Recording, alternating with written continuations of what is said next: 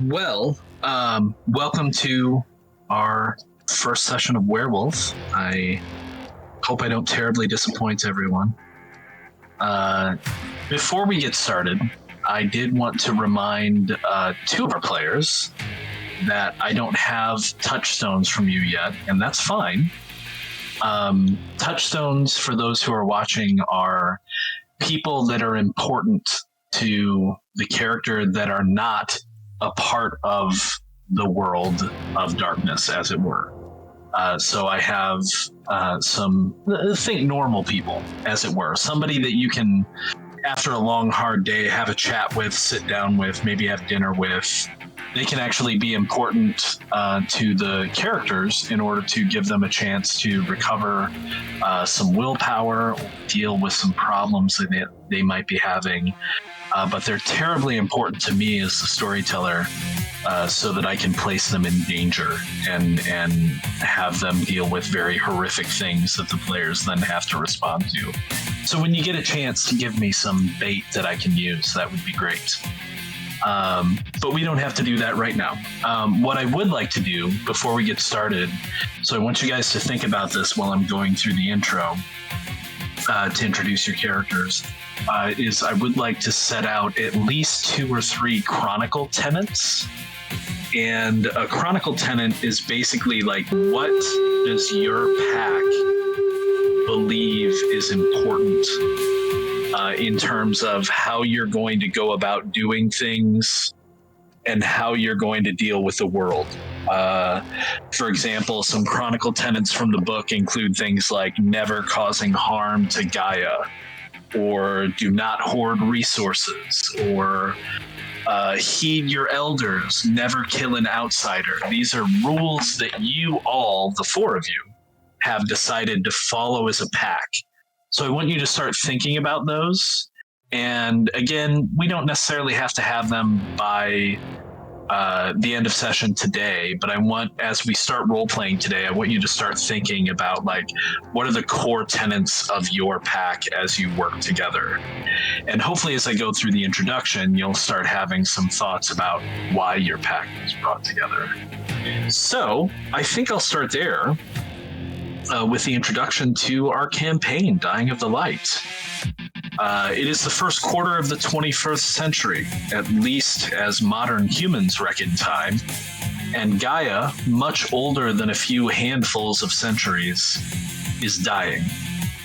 Some say she's already dead. Since you've become Guru, a werewolf, you've learned that your kind have been her protectors, as some might say her immune system, for untold ages. Your solemn duty is to walk the path between the worlds of physical and the spiritual, to keep the triad and their spirits in line, and to herd, and some believe cull, the tide of humanity. And so it was for countless millennia. But Gaia is dying, and the triad is out of balance. Worm is ascendant. Entropy and chaos, decay and discord, stifling its siblings in this modern world of vice and hate. Weaver is not far behind, and while not in power, has spread its filaments into almost every corner of the world, with its wires and concrete, glass, and signal, leaving almost no green spaces for Wild, who shrivels and struggles even as Gaia does, infected and blighted by others. This much you've learned being inducted into your tribes, and the Sept of the Broken Stone, based out of Denver, Colorado, after you were found, after your first change, and now the Sept has forged you into a pack, and Scar leader Vanessa Gomez, known to the Sept as Crimson on the Wind, has sent you out to expand and recover territory. So you find yourselves in Manitou Springs, a small town, a short run south of Denver, at the foot of Pikes Peak. You've spent a few weeks getting yourselves set up individually and as a pack, securing lodging and in some cases work, and getting the lay of the land. And then, a phone call. So before we get to the phone call, I want to introduce your characters. So, who would like to say what they're doing on a fine Friday morning in or possibly around Manitou Springs and kind of tell me who they are and what their interest is and what they think maybe, or what they're beginning to think about this pack that they've been asked or instructed to form together. Who wants to go first? I'll do it. Okay. Okay, so I was playing Linexia. So Linexia is lupus in nature. So she's more like a large dog or coyote than wolf. But when in human form, have adopted the name of Charlie. So it's tan skin, green eyes, glasses, dark chocolate hair, generally in like a tank top with shirt, ripped jeans, combat boots, and always carrying around a camping rucksack. So it's always ready to, change or store anything. And she carries quite a few things in the sack. It's never seen empty. But yeah, so she's been traveling a while, and she's seen a few different places because she's had to distance herself from her pack, which she grew up with. But yeah, I think coming here is the sense of starting new, which for Linexia is nothing different. It's nothing new. It's nothing new in itself, but it's something she always likes doing. It's creating. You get to introduce yourself again. You get to meet new people. You get to see the world in different places, and being of two worlds in itself, seeing that with two different sets of eyes in somewhere new is something grand. It's something amazing to Linexia. It's something that I don't think she will ever stop doing. And traveling with these new friends, we're not sure yet. Very cautious, but I think it's promising. It's been a long time since traveling with other people. Never mind people that, I mean, it doesn't bother that they were told to come, but they want to be here. They want to do the same. We're here for the same goal, and that's something great. As a new pack is what Linexia wants. Can you say anything about your tribe and your auspice? Oh yeah. So I am of. How's that pronounced? I always say the urge, but it's the urge. The urge. So it's the urge. Is my auspice, which is the crescent moon. Is that the right name? Yeah, crescent moon. Mm-hmm. And my tribe is the children of Gaia. So the children of Gaia, they're more about they want to protect Gaia, and like they can do healing and that sort of stuff, and it's a symbol of the unicorn because yeah.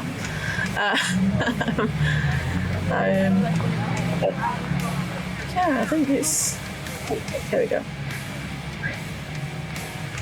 Yeah, so spirits of the unicorn.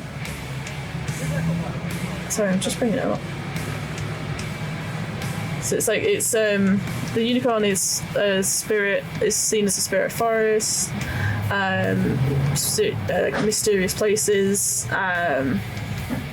So it's it helps. That's the patron for the children of Gaia. So it's associated with wisdom and everything like that. So we don't like to be dishonest as a tribe.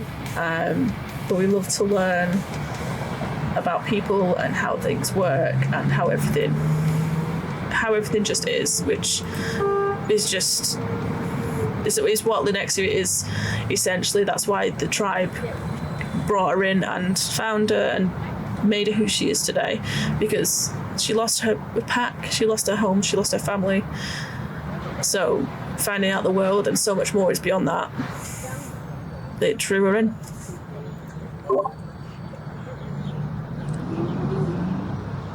All right. Anybody want to go next? Sure, I think I can try to go next. If I'm audible. Yep. Yeah, absolutely. Please do. Oh. Zev Wolf wakes up Friday morning, and every other day, his jeans are neatly folded on the chair beside him. A dress shirt is also around the back of the chair. Hung up, not around the back of the chair, is his brown tweed blazer with tan elbow patches. He methodically gets dressed. While he gets dressed, he's thinking to himself, why was I called? I was living such a nice life. I don't mind being a sleeper agent, you know? You're provided for, everything is good. You live a normal life. And then one day they call you. You get the call and you have to go. Why do I have to be different? Pretty smart of me getting a job as a biology teacher in the local high school. That'll keep me pretty anonymous and stuff. Of course, teenagers are troublesome creatures, but everybody ignores teenagers anyways, and therefore everybody will ignore me as well. Oh, I better start making the eggs. And after he gets dressed, he goes into the kitchen, starts making 2 eggs. The table is already set. The plate is at the table waiting for the food. Fork, knife, set just so, with a napkin underneath. Checks his text messages, because he got one from one of his teenaged female students. God damn it. Should have never given these kids my cell phone. That was a mistake. Why are these kids willing to do anything for me? No, that sounds wrong. But these kids... Anyways, he finishes making the eggs,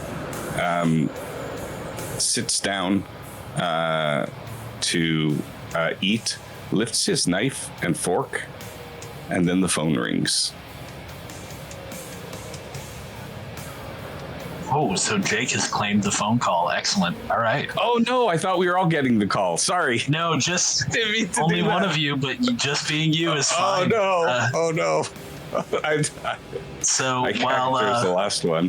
While Beza and Longi are going through their introductions, you're going to have to come up with a touchstone and why they're not why they're calling you. I know why they're calling you, but you have to come up with a human touchstone in the next few minutes, and I'll let you introduce them when we get back to you. So.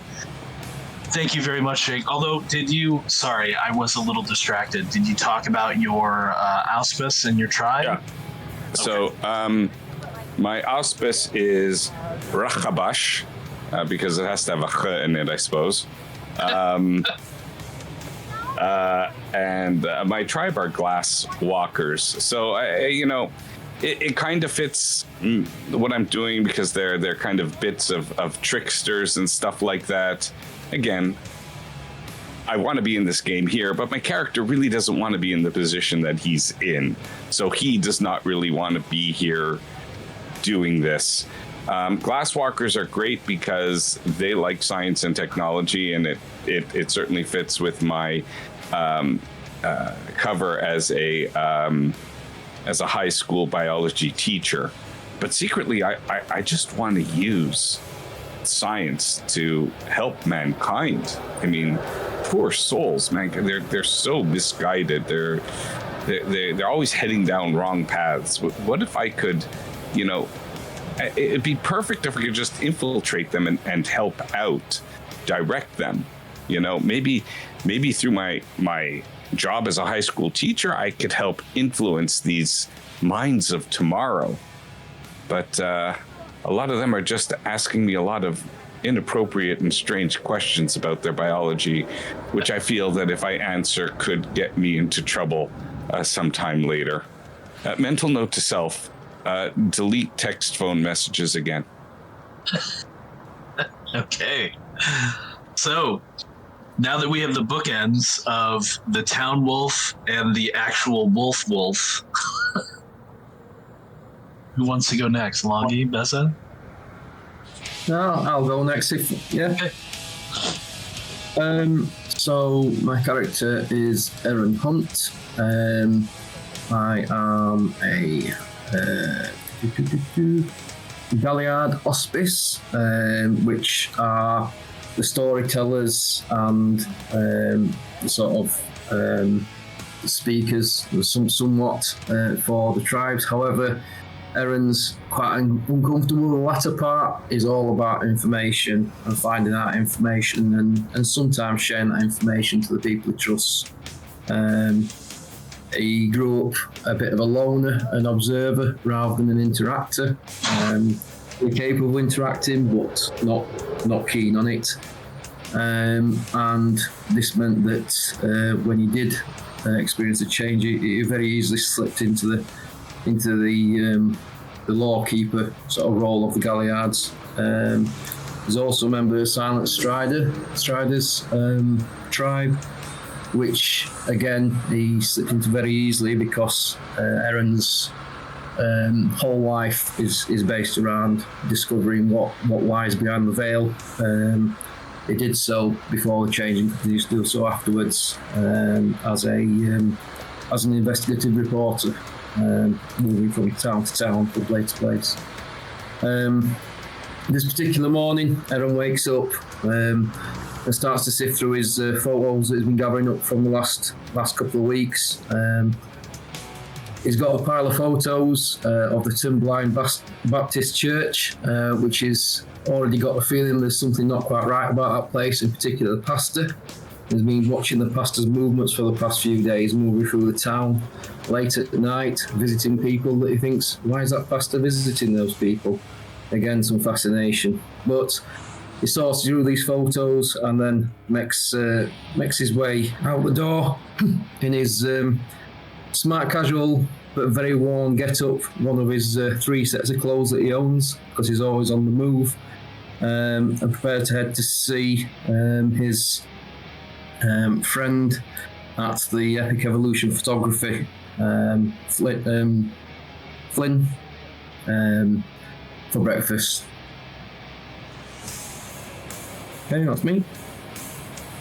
Thank you. Awesome. And Bessa, to finish us out. Okay. So the name is Fenton Varg. The tribe is the Ghost Council, and we are Philodox for our auspice. Generally, for ourselves, we keep ourselves to ourselves a lot of the time.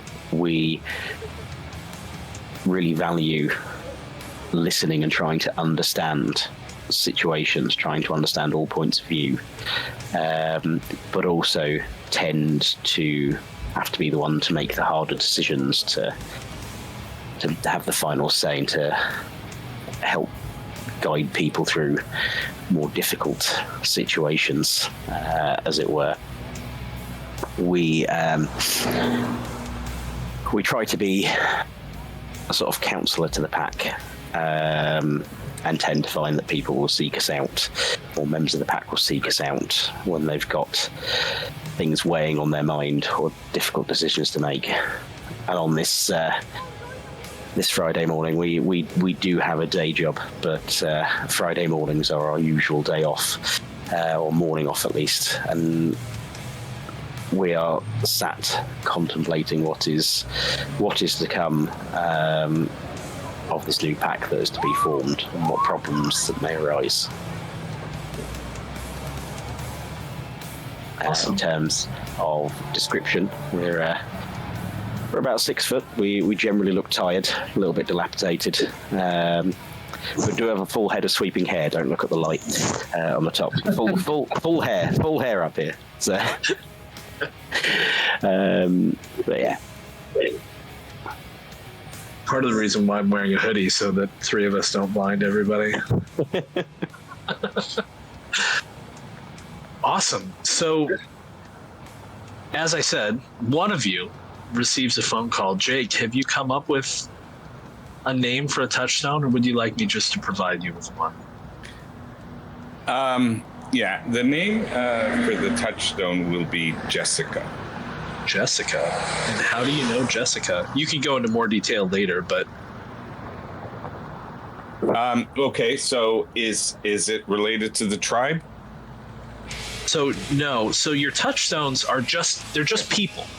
They're just Right. people Okay. that you, as a person, know that you feel comfortable with, drawn to for some reason.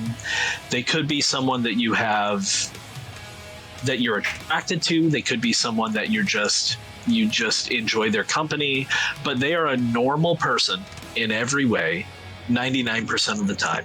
Well, one of Tony's is a Right. wolf, but that's neither here nor there. And they're just a person that you spend time with, that you can kind of let your hair down and be yourself, not your, I mean, they don't know you're a werewolf necessarily. But you can be yourself and just kind of relax and just kind of let go of some stuff with this person.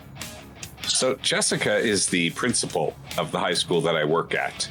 Nice. And I would have, at the beginning, ingratiated myself with her just to kind of help with my anonymity, to help like kind of keep the job there, and also to understand what I can do to succeed at that job so that I don't call attention to myself again.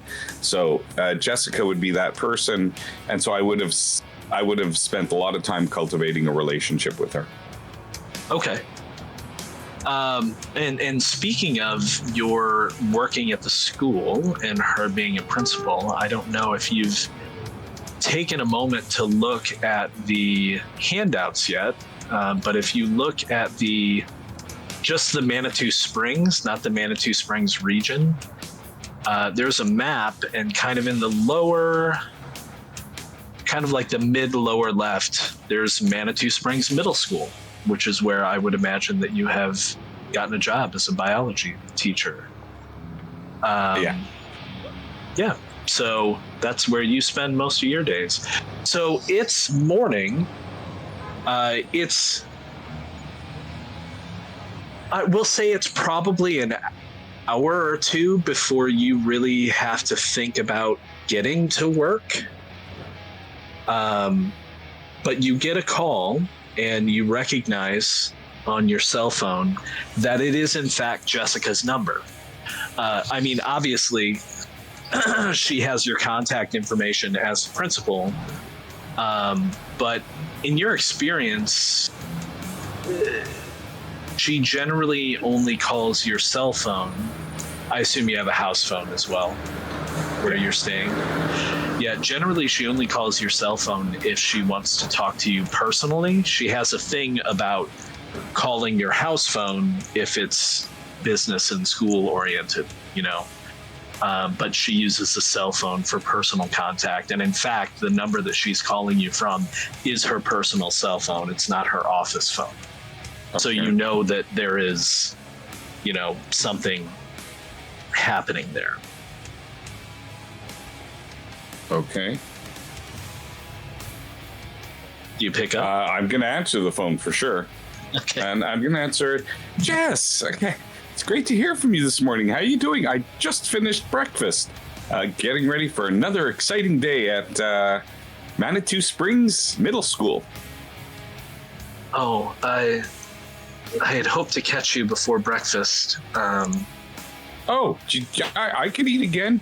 Do you want to come by for breakfast? I'll whip up another couple eggs, or do you want to meet with me somewhere at the cafe? I can always go for another coffee. Well, there's that diner that's just down the street from my apartment complex. Would you mind meeting me there? It's not school related, and I'd hate to lean on you, but it's, I don't know, something strange is going on. And she goes on for a while, and I don't want to try and roleplay the whole thing because I'm not amazing at that. But she basically kind of spills to you over the phone. She doesn't go into detail about what the issue is, but she gives you the sense that there's something. She's known you for a while, and she, as you developed your relationship with her, she recognized in you a person who can get things done, to put it, in not too light of terms. And I've she done stuff. Yeah, and she definitely, it sounds like she has a problem of some kind, and she's looking for help. And I think just to facilitate everyone being involved so we don't spend a whole lot of time too far apart from each other, although that's never a bad thing necessarily. If you guys want to split up, you can. She makes it seem like she needs help with something, and there's a part of you that's kind of telling you that maybe you should contact your pack. So yeah, I mean, if you agree to meet with her and you're willing to bring the pack, we can move on into that scene. Of course, Jessica. I'm going to bring a few friends of mine. It sounds like it's really serious. I could bring a few friends. They're talented people. We'll get you out whatever mess you think is occurring. Oh, could you? That would be. I can't tell you how much that would settle my mind. I've gone to the police, but there's been no response. I'll tell you more when you get there. Fair enough. Okay, no worries. And don't worry, I help you out as a friend. Never as a favor. Don't worry. Oh, why did we go back to the main screen? That's weird. Because I want to go to this one instead. I didn't do that transition to the landing page. I don't know why the game did that, but that's fine. All right, so assuming that you contact everyone, being a freshly formed pack, you all would have, been expected to be able to contact each other in some way or a form or another. Even Lenexia, I would imagine you have probably some kind of cheap burner phone, or maybe you have, well, I doubt you have a full plan somewhere. But you have some kind of method of contacting people. Is it, I want to make sure I'm doing this right for your sake, Jake, because we're going to be playing for a while. Is it Zeev or Zev? Zev, but it's okay. Zev, okay. Don't worry. So Zev contacts everyone. And basically tells you that he's gotten a call from a friend and he wants to meet at this diner, and he gives everyone the location. So who shows up first, do you think? Well, I was already dressed, I guess. Yeah. Did you make but calls if somebody else on the way? wanted to show up first, then by all means. Did you make calls on the way? I would have probably sent text messages. I wouldn't have called. I would have sent text. I don't want to speak to. This is sorry. This sounds. It sounds ominous. Maybe there's some leverage to be gained if we can help this principal. She does have a lot of clout. And that's how I will explain it off. Sure. If anybody were to call me back. I think, So, I think go ahead. Lenexia will probably be, Charlie will be in there quite quickly. Would have already been in town. It's Friday. Getting a coffee early in the morning, just trying to take it in. She likes the morning bustle of people and what they've got to say and whine and moan about in the morning. Erin will make sure that he's the last person to enter, and just have a quick observe up and down the street from across the road, stood in the clothes shop across the way, looking like he's shopping, and just make sure nobody's following, nobody's doing anything they shouldn't be doing before following the others in. Okay.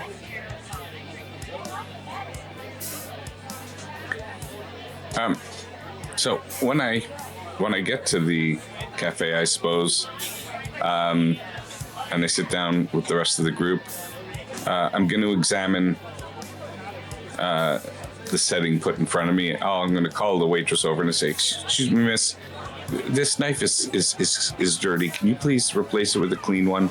And also, please bring a couple extra napkins too, please. Thank you." Oh, certainly. Were you expecting more? Oh, no, I'd just like to have several napkins when I eat. Thank you. Okay.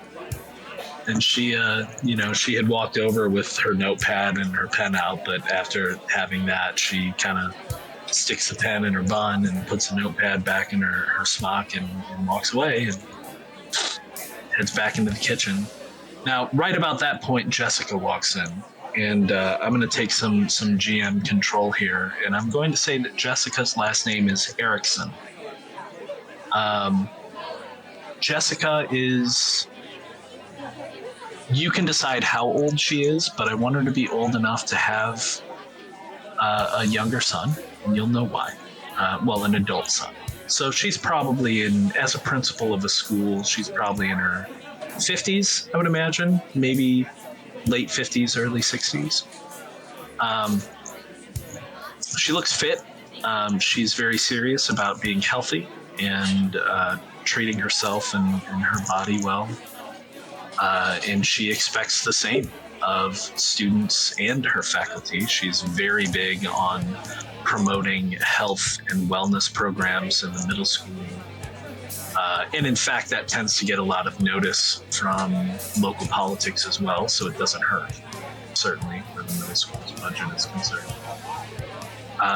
She may have a few streaks of gray in her hair, but she's not quite one to start, or probably you've figured out in your time engaging with her, not really one to even consider dying. She's aging gracefully as she chooses to on her terms, and she will make no effort to hide any of that. But she sees you and she walks over, and I would imagine that Charlie and Fenton show up not too long after. Probably not together, but maybe close together in time. And then eventually Aaron will enter. I don't know, is Aaron checking the street furtively from side to side as he enters as well, just making sure? Yeah. And I assume that Zev has chosen a table that's large enough for everyone. There's a large round table that you can sit at that would accommodate everyone. The booths might be a little bit too tight for a group of I five. think, Minerva came first before me, though. She would have chosen it. Oh, I don't know. If you just sat somewhere else, it depends whether you would have seen me. Oh, I see. That's true. It depends if you were looking for me, to be honest. Oh, well, that's true. And if I would have kind of probably ignored you out of, like, kind of just not to disclose that we know each other. But in this case, I would have to kind of, in any case, say. Sure. Kind of come in. So I would have been big enough. And, Jessica, I agree with you. You're 100% right. That new athletics program called Run for Teens, the community-based one, that's a totally awful name. We should rename it. I agree with you. And she kind of smiles as she walks up and it's like, yeah, you may be right. And that's something we can certainly discuss at the board meeting, but I don't want to be too improper, but I'm not here in capacity as a principal. I respect you, Zev, and there's something about you that is telling me that you might be able to help me.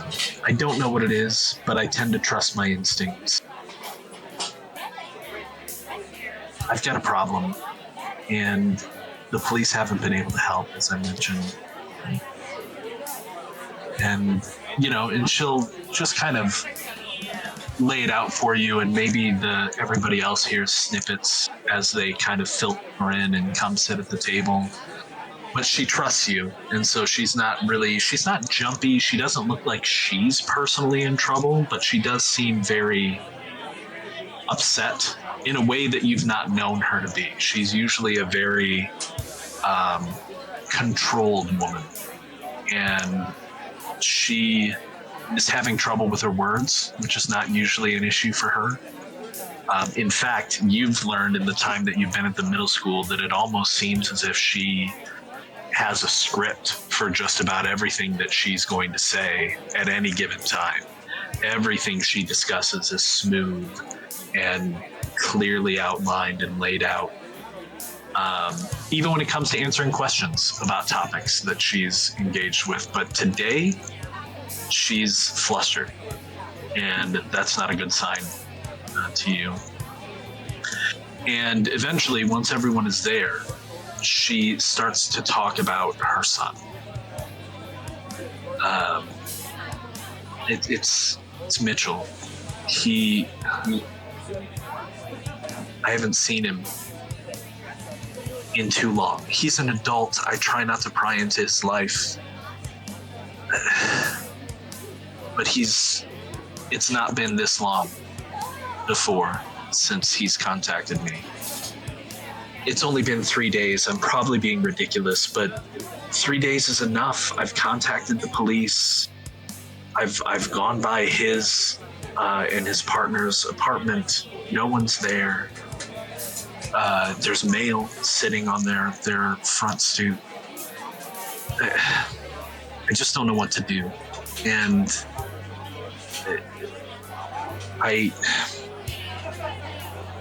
so I don't know if I should tell you this, but the person that suggested you for the position, when you came here several weeks back, months back, perhaps in your case, they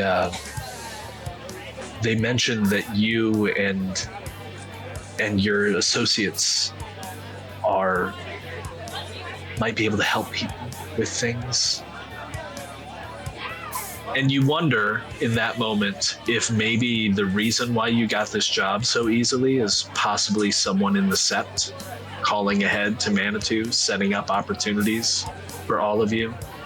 Wouldn't be unheard of for, especially if they're asking you to move into this area to kind of ease the trail for you. But in Zeev's case, at least, your mentor, Three Slices, wouldn't necessarily have any contact with this school, but maybe someone else in the set did. Erin will look very uncomfortable and start scanning around the bar to see if anyone's watching. So there are other people in the bar. The diner. It's not really a bar. I mean, I guess they serve some drinks.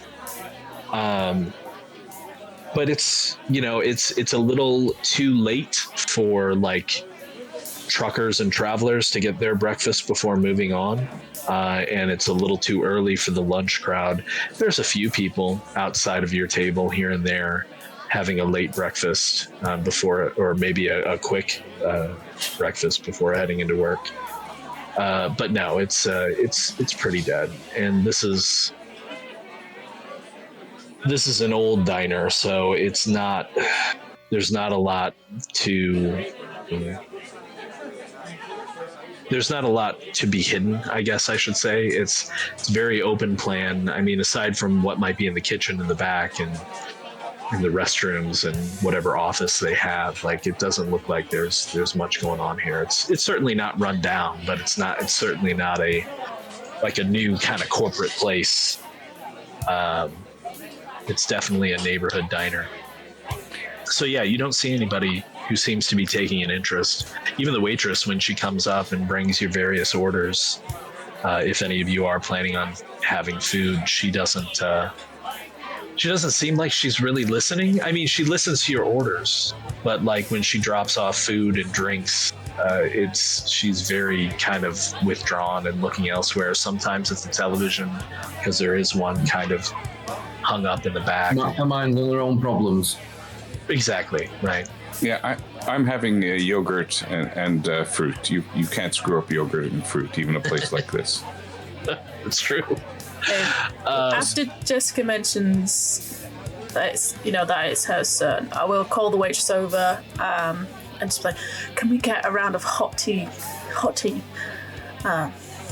And then as she toddles off, it's just like looking at Jessica and it's like, hot tea, you're upset. Everybody needs hot tea. Stop saying the word hottie.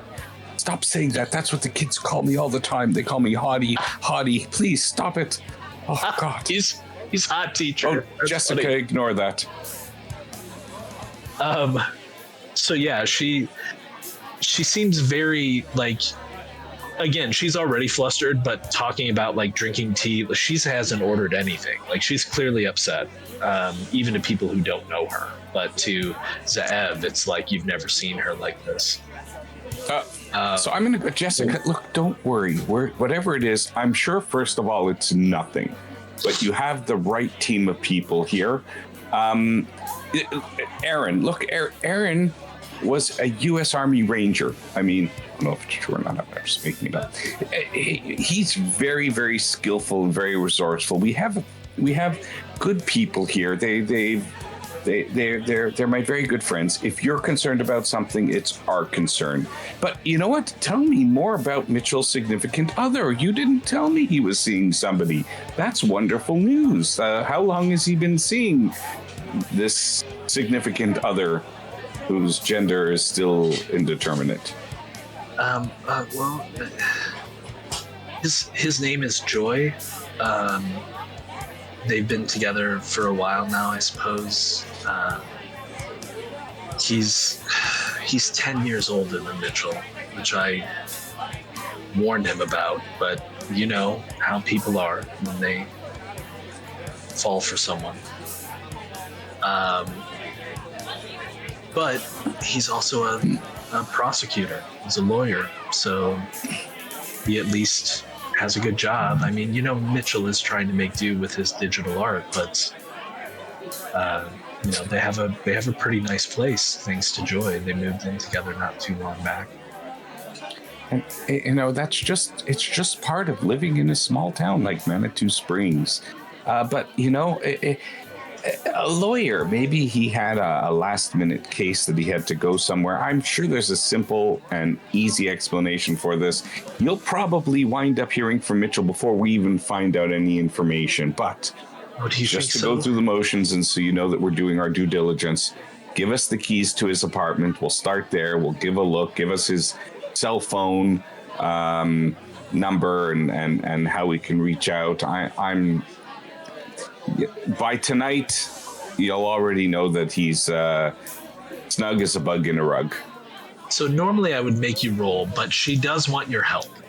And you are being very persuasive. So she can't give you the keys to his apartment because he's an adult. He's in a relationship with another adult. They, you know, I mean, I don't know about you guys, but my mom does not have keys to my house. But she does give you his phone number. She pulls out her own little crisp notebook that she always has and flips to a fresh sheet of paper and writes down his phone number and Joy's phone number and their address. It's in the nicer kind of artsy off Main Street area of Manitou Springs. And she's like, is there anything else you think that might help that I can... Oh, first of all, as she hands me the paper, I'm going to kind of brush it off, like as if I'm cleaning it, smoothing out any wrinkles, making sure it's nice and neat and flat, and I'll fold it precisely and put it away, not calling attention to it, kind of just matter-of-factly, and I'll put it in my my breast pocket. Well, you know what? I may not have all the questions to ask, but my friends probably will have more questions for you. It's good to get different perspectives on this. And guys, remember, this Mitchell guy comes from a good family. I know Jessica a long time. She brought him up right. He would call. He wouldn't just obviously disappear for 3 days without calling his mom. He was brought up better than that. You just see a weird So scowl on Lexia's face, just like, because that's just completely weird to her. So, may I ask how long they've been together? Oh, Mitchell and Joy? Yeah. It's been at least 6 months since he told me that they were together. I assume it may be a few months longer than that. They just recently moved in to a new loft apartment that Joy's on the lease as the primary, and obviously Joy makes quite a bit more money than Mitchell does. He does all right. I mean, he was doing okay for himself, but from time to time I had to help him. And whereabouts does Joy work? Does he work in the town or does he work in the city? Well, he's kind of a freelance prosecutor, if that makes any sense. From the way he described it to me, he's worked with several different practices. Currently, he's working with a practice in Colorado Springs, I think he mentioned recently. And Colorado Springs is actually very, very close to Manitou Springs. Manitou Springs is think of it as being like on the outskirts of Colorado Springs. It's like a suburb before you hit the mountains. So you can literally see Colorado Springs at night, just a little ways away to the east from Manitou Springs Main Street. What are some of Mitchell and Joy's hobby? Do they enjoy hiking and or biking, mountain biking, something? I mean, oh well, yes, they're both very active. They've mentioned being a part of some horticultural club that allows them to get out into the woods and hike and be in nature. I mean, oh yeah. Does Mitchell still have that old beat up Jeep? You said it needed some repairs and stuff. Does he still have that vehicle, or did he get a different one, or do you know what vehicle Joy drives? Oh, well, I mean, Mitchell's Jeep, you know how it is. I'm sure he still has it in a garage somewhere, but I don't know that it's running. The last several times I've seen him and Joy anywhere together, they were either on bikes, in town, or I know Mitchell has a nice Range Rover. Or not Mitchell, I'm sorry, Joy. Joy. What color was the Range Rover? Oh, it's blue, like a striking, like sky blue. Of course it is. Would you happen to have the registration for that? Oh gosh, no, I'm sorry. So when you last had a chat, did he not say if they were going out anywhere, or was just had a chat, said hi, and now just the last time we spoke, we had a nice dinner in town. Joy was kind enough to pick up the check for all three of us. It was very pleasant. Joy's a bit of a drinker, but he's not. To my knowledge, he's not ever hurt Mitchell. He always, whenever I've been around him while he's drinking, he's always a pleasant drinker and seems to know when to stop. I don't drink, of course. Of course not. Why poison your body like that? Okay. I mean, so what did the police actually looked. I mean, you said that they're not helping, not like they've not been no help or anything, but I mean, they would have. Aren't they supposed to do something? I called them again this morning, which is why I called Zeev shortly thereafter. And they said that it's still too early for them to do anything. I reported him missing after I'd lost contact with him for over 24 hours. My understanding is that is enough time to announce that someone is a missing person, and they had nothing. As far as I know, there wasn't even a lead detective or anything on the case at all. So, Jessica, that's exactly why you have nothing to worry about. In these cases, the police will call the person. They probably reached out to him. He said, yes, I'm fine. They can't tell you that because of, you know, he's an adult or anything. Maybe they forgot to say, oh, can I tell your mother you're there? I mean, maybe they just called to make sure he's okay. I mean, if there was any issue, of course the police would be on it. You have nothing to worry about. They probably already were in touch with him. But we'll come down to it. I mean, you know, you're his mother. You have a right to know. We'll find out what happened. Well, I do appreciate that, and I've already taken the liberty of finding a substitute for your classes for the next few days. Although it is Friday, so of course there's the weekend.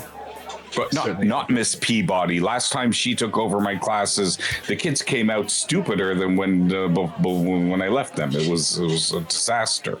I am sorry, Zev, but Miss Peabody is who is available. You know she always is. Miss Peabody also has some very interesting extracurricular activities that you probably should look into. She's going to teach them creationism again. It's biology. Oh, God. If it makes you feel any better, I'll step into the class myself and make sure that she's not interfering with your lesson plans. Okay. Just make sure she's washing her hands. Is there something to the name Peabody that I'm missing? Okay. Wasn't that from Rocky and Bullwinkle? I'm not sure. I don't know. I don't remember. Oh. I mean, you guys are feeding me so much. I already have a side quest about Mrs. Peabody, about the Baptist church that I need to get the name for correctly. But we'll come. We know Miss Peabody, Baptist Church. Right. Manitou Springs First Baptist. All right. So Erin's clearly getting quite. Erin's clearly getting quite. What's the word? Short of patience now. Is sort of like looks like he's starting to rear to go, and he's flicking furtive glances around at everybody else in the pack. Like, come on, let's get on with this. And in fact, Jessica is looking at her watch too, and Zeev would know that school is starting soon, so she's going to have to get over there, even if you're not. Yeah. Forgive us. We have to take Aaron out to walk. He's had 3 coffees. If he doesn't get some exercise, he's just going to go through the roof. Well, if there's no more questions, then I think I'll head on to the school, and you'll contact me as soon as you know anything, right?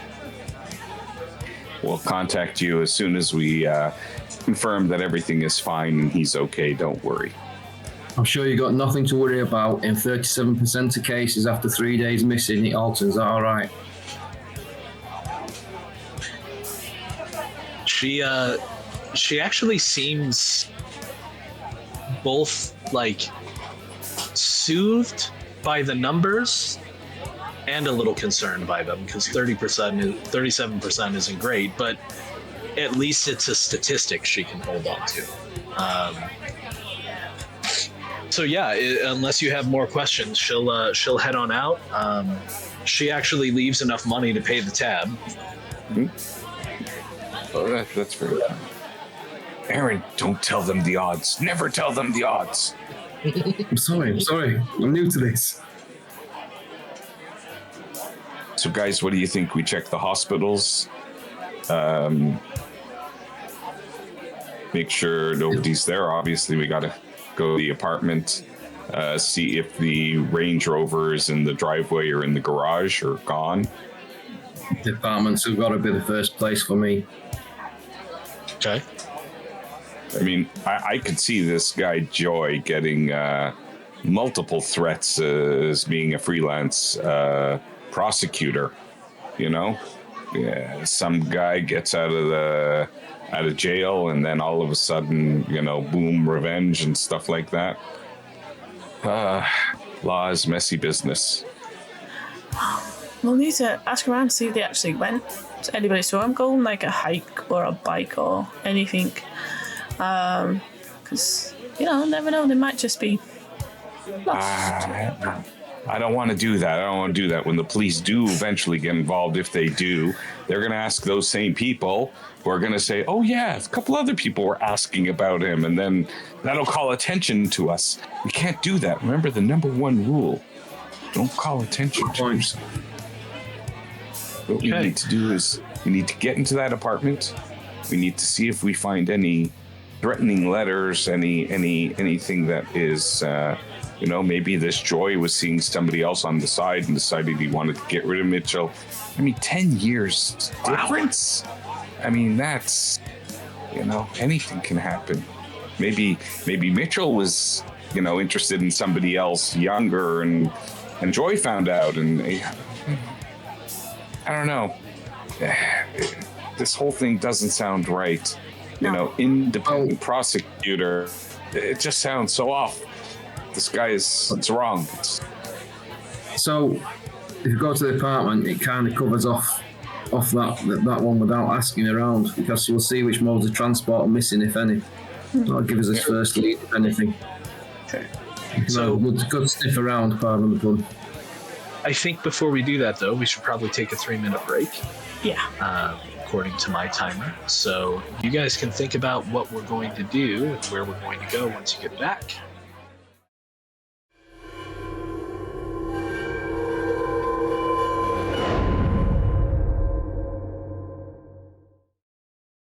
Yeah. So when we left off, technically you're still in the diner, but I went ahead and changed the scenery for funsies. You have a little bit of information that Jessica has given you about her, she believes, missing son. And there was some discussion of potentially going to his and his boyfriend's home to see what's going on there.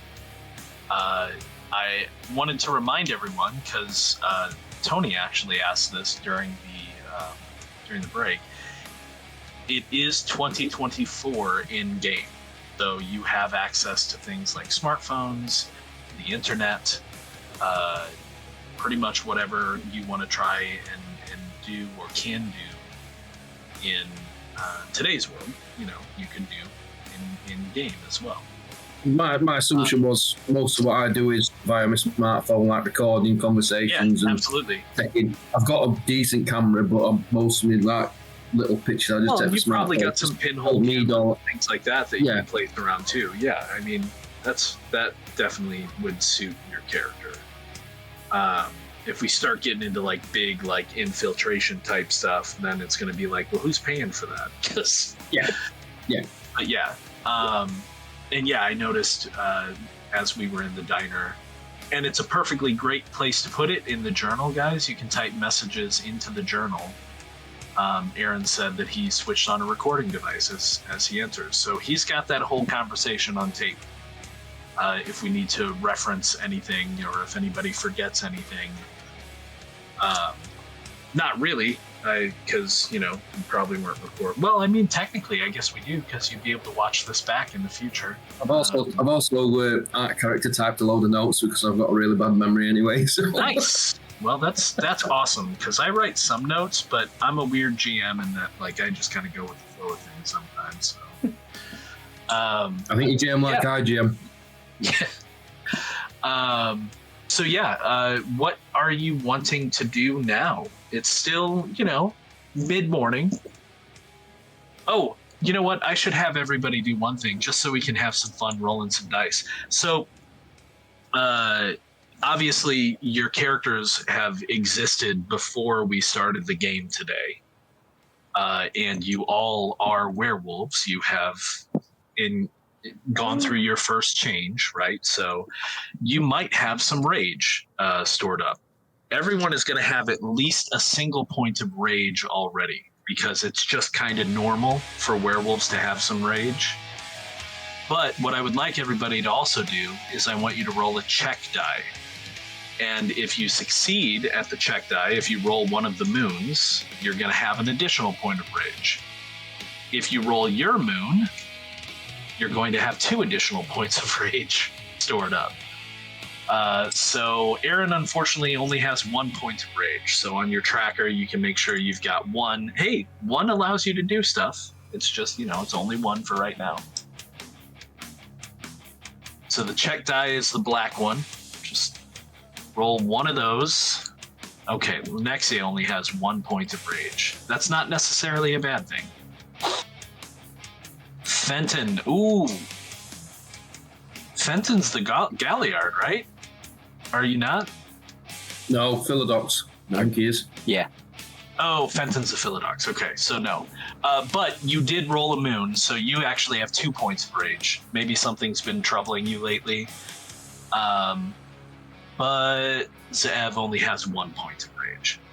So if you want to make sure you've got your tracker set, everybody's got 1 except for Fenton, who has 2, and you should just be able to click on those little buttons and it'll go up and down for you. So keep in mind, as we move forward and you make rolls, you're going to replace regular dice with rage dice if you have rage, which all of you have a little bit of right now. When it comes to role-playing rage, I mean, that's kind of up to you, but do keep in mind, you are a monster. You're a werewolf. You're not just a normal person.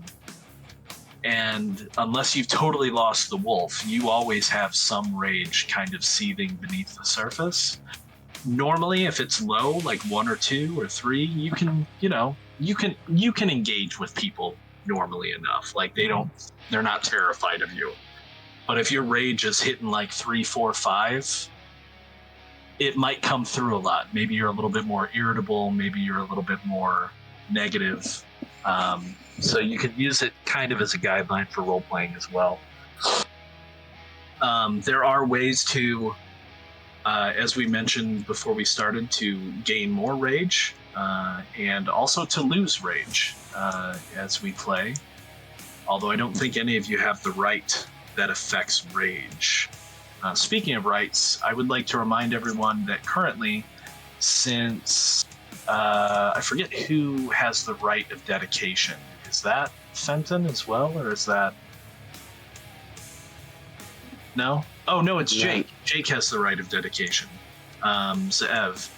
So, that's me. When you became a pack, I'm going to just say that one of the first things that you did together as a pack is perform the rite of dedication, which means that all of the clothing that you're currently wearing and smaller things that might fit in your pockets, like phones, will shift with you when you change forms.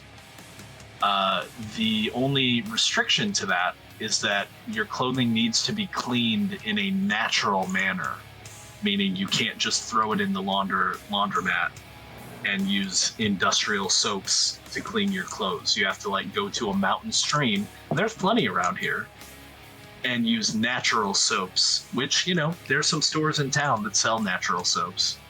And being wolves, you can all tell which ones actually sell naturally made soaps as opposed to the fake ones, because you can smell it. And so you have to go out to the mountain stream every once in a while and launder your clothes with natural soaps in a natural environment in order to maintain that dedication. That being said, you can rededicate clothes by doing another ritual. And if we get to that point and we need to do it, we'll do a ritual one time. There are some other rituals that the pack has, and I'll let them bring those up if they become necessary to use at any point. As I said, your character sheet, you can just click on those and it'll show it to you. So, all of that basic stuff out of the way, we do have a couple of other NPCs to introduce very quickly. One is I guess I can pull them into this scene just to show them off. I don't suppose it's Mitchell. That would make this session short. Wouldn't it make it so easy? No, the first one I will add in the NPC tab. I think. Oh, that's right. I hit the check mark. And we'll move them into visible. And so if you click on the NPC tab, you can see them. The first one is Crow. Crow is Linexia's spirit companion, who has actually taken form and is a real live crow that follows her around. Where crows are allowed, I assume the crow is not allowed into the diner. No, you'll always see it lurking though, like on a lamppost, on the tree branch. Right. What are you talking about? It's back with the dumpster with all the other crows. Yeah, maybe. Right. I mean, that's where I choose to think where he is, because when I look for him, that's where he is. But yeah, possibly. And this particular crow, all of you have probably experienced at this point yet already, because you are a pack who has been kind of getting going with each other. This particular crow can speak, and often does speak, but not to any of you. He doesn't even bother to acknowledge any of you, really. He only interacts with Linexia. How you take that is completely up to you. Now, aside from Crow, there is another one that we may not meet for a while, because, and it's a lot of characters, I'm sorry, I forget. One of you also has a spirit companion, or a spirit pact. Was it Beza? Do you have a spirit pact of one? Is that correct? Guess I can check. No, one of you took it. Asking me to remember things now. No, I've got spirit pact. Aaron. Yeah. Sorry, Aaron's got a spirit pact to Gaffling. Right. So have you decided what kind of spirit your pact is with? If you haven't yet, that's fine. It was going to be a rat or an owl from memory. Oh, okay. Either one of those is fine. I'll let you decide. It is important to note, though, with only one dot in Spirit Pact, your spirit is literally a spirit. And it's not always around. So you have to summon it with an appropriate rite, or it can just show up whenever it wants to, because it's a spirit. And even then, it's on the other side of the veil of the gauntlet. So you would have to use, I believe you have penumbral senses, do you not? I've got penumbral senses. Oh, Aaron might not actually. So unless you use an appropriate, unless you use an appropriate thing, you might not be able to interact with your spirit, but the pact is there. So that will come into play at some point. If you let me know that you want to try and contact your spirit, we'll come up with a way to do that. But as it stands right now, it might be a little bit harder for you because you don't have the right and you don't have the any gifts that allow you to engage with the gauntlet. However, Fenton actually knows the rite of spirit passage, which you could potentially cross the gauntlet with, and both Fenton and Linexia have the right of, or the gift of penumbral senses that allow them to see the other side and engage with it. So if we need to engage with your spirit at some point, we can, but in future as we move forward, you might want to develop ways to engage with your spirit better. So, that out of the way, what are we doing about the missing kid? Well, he's an adult. He's 27. As we said, Joy is about 10 years older than him, so 37. What's the course of action you guys want to take? Did we get the name of... He was a freelancer. I forgot to ask where he last worked. That should probably ask where. I think... Well, he's currently working with an agency in Colorado Springs, is what she told you. She didn't tell you the name of the agency. No, that's fine. I think I'd just be if it's current day, then yeah, I'd be checking up Mitchell on social media. Okay. Find his LinkedIn profile. You know what? It's Friday, and he's a lawyer, so obviously, the cleaning lady is at his apartment now, cleaning for the weekend. So all we have to do is go there, knock on the door, and when she answers it, tell her that we're friends. We're supposed to meet him, and if she is concerned that we're not, give him a call, and she'll see that we are. But we have to water the plants, and we'll gain access that way. I'd rather nobody be there. There's other ways to gain access. True. Yeah, well, we always have the crow that could fly in from the window and then try to open the door from the inside. Assuming the window's open. Yeah, it's Colorado. Everybody is, they want the fresh mountain air. I'll tell you, man, every time I go to Colorado, my windows stay firmly shut. I have allergies, and they will murder me if I leave windows open. So I would definitely like to head to the apartment. It's okay. Is everybody going to the apartment, or are we going to do different things? I'm keen to go to the apartment as well. At least check the car, the garage, and stuff. But, yeah. And is it an actual apartment, or is it a home? Is it a? I said it was a loft, right? Yeah, it's a loft. So it's in, as I said, it's kind of in what is kind of the artsy, kind of reclaimed district. It's not Main Street, but it's kind of off Main Street. And in fact, the street at that point is closed off because they often have like stairs and things like that. There's still quite a few buildings here that are, 3, maybe 4 stories at most. In fact, the building that their loft is in is a 4-story building. It may have once been a warehouse of some kind. On the lower floors, there's several different units kind of broken up of like a candlery and a haberdasher and, just kind of that kind of vibe. And then there is what is obviously like the entry to what would be probably several floors. Probably the upper 3 floors are converted apartments and loft apartments.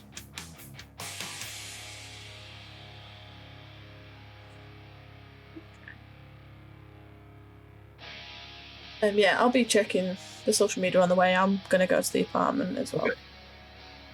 So, checking the social media of just Mitchell, or are you going to check the social media of Joy as well? If I can get onto it, obviously it depends. Oh, yeah. I wouldn't call... I'm not a massive social media aficionado. Sure. I'm not so, either. I can't do the full-on stalk mode that people do. Uh-huh. But it's like, I can search their name and see what comes up kind of thing. Oh, I see. You're saying Lenexia isn't big into social media. Gotcha. Okay. Because you can use the phone for the basic stuff and what I do with it with the photography, but other than that, I don't. Do you think she'd be able to figure out how to check who somebody's friends are? Or who they follow? Or do you think she just went straight to Mitchell Erickson and that's all she's got? I think she would, because I think it would be, because she likes taking photos, it'd be on Instagram, so she'd be able to work that one app. But if the others are, because you can hide stuff on other apps, so if you can't physically see it, she wouldn't know how to go deep and dig and everything like that. So without being sort of taking over anything like that, I'm going to use my significant investigation skills to give some guidance to Lenexia when she's tapping through her phone and stuff when we're on the way over there, just to help her get to some better information, but not in a way, that she's the one that's found it rather than me being over involved. Oh, I gotcha. You're just trying to help her. Yeah. You're trying to support her. Okay. Yeah. So what I want you to do first then, Longy, is I want you to make a wits investigation roll. And any successes you garner will give a bonus to Tony's roll, which will also be wits investigation. Okay. Don't forget to replace one of your regular dice with rage dice. Yeah. Oh, nice. Wow. Holy cow. Okay, so Tony, you get to roll This is what I wits do. investigation with 6 additional dice. And if you don't have investigation, that's fine. Just roll wits plus 6 and make sure to change one of those into a rage die. Is it in alphabetical order? No. So it's in alphabetical order by section. Oh, okay. Investigation. So investigation will be near the bottom in the mental skills section. So investigation is a 2. And wits is a 2. Okay. So that would be a 4 from me, but then plus 6, and then swap one out for a rage. Right. Now, since you're already so you're at 10 dice, and you're swapping one out for rage, I'll bring up another rule that we can use occasionally. There are going to be times like this, when you're doing like an investigation, that you can, and nobody's in danger, there's nothing serious happening. You can take half, which means you take the dice pool that you have, and you cut it in half, and that's how many successes you get. So you get to pick. You can take half, or you can roll. So you can either just say, I'm going to take half and get 5 successes, or you can roll. But how much could she In potentially the old get world if of that, she rolls? There's 5 successes is like detonating It's the a lot. planet sort of thing. 5 is huge, yeah. She could get up to 10. Yeah. And with only 1 rage, there's no chance of a brutal failure. You can't even roll a brutal failure unless you have 2 rage dice. Wow. So, but like 10 successes on this would be kind of ridiculous, even if you rolled that, and it's possible you might fail. Or because you're not under stress, you don't have 2 rage and there's nothing serious going on, you can just take 5 and get like everything I'm gonna give you.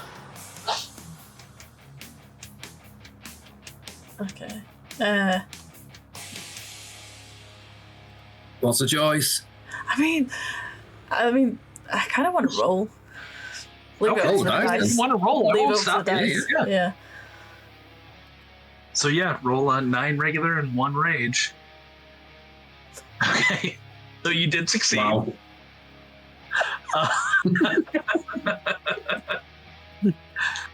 You I was a succeeded. little bit too sort of passive about the assistance there. Charlie's attention her a span lot. is mediocre. It's not, well, it's the attention span of a canine, essentially. You gave her so much detailed information. It was amazing. And it was really laid out clearly and concisely. But it just went over her head. However, she did manage to, with her own knowledge, she did manage to access, did you say you were going through his Insta? Yeah. That's what you were focusing on. So she did manage to pull up Mitchell Erickson's Insta. And you get a couple of things from that. So first of all, there are pictures from 3 days ago that were posted. They have a caption about the club, and it is him. Well, you can only assume it's him based off of seeing Jessica. He looks like kind of a younger male version of her. He's got dark hair, as she did, but he's kind of pale, chiseled features, well proportioned. Next to him is a taller possibly Indian gentleman who's maybe a little bit older, very nicely cut, kind of. He's not wearing a suit, but it's like what a person who is used to nicer clothes would wear on like a hiking outing. So like imagine like a very nicely cut vest and nicely pleated like khaki pants. He's got kind of darker skin, dark hair, very well, maintained hair, I should say. You assume that's Joy. And then there are some other people as well that are kind of crowded into the picture. There are, and no, my graphic art skills have not gotten to the point where I can add all of them together in a fun little picture. So I'll just give you some general descriptions. There is kind of to their right, there is a middle-aged woman. Middle-aged, I mean like, maybe mid-30s, early 40s.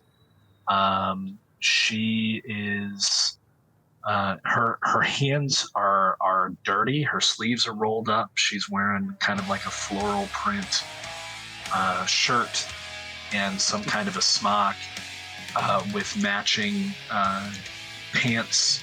The knees of her trousers are very dirty as well. And she's got red hair and kind of hooded eyes. On their left is another woman, older. Her hair is cut closer, but still kind of curled, very gray. She also looks like she's been working in the dirt. And then to the far right is a woman, again, middle-aged maybe. She's got kind of maybe an East Asian accent to her figures, dark hair, dark eyes, appears to be wearing a hoodie of some kind. And on the far left, kind of bookending them with this woman, is a man who's wearing a nicely cut suit. He's only like half in frame, but from what you can see of him, he's wearing kind of a brown, nicely cut suit. He's balding. He has kind of a weak chin, pale. And yeah, the thing under it says The Club. And behind them, you can see what looks to be an expanse of green, trees and shrubbery. And yeah, that was, as I said, posted like 3 days ago.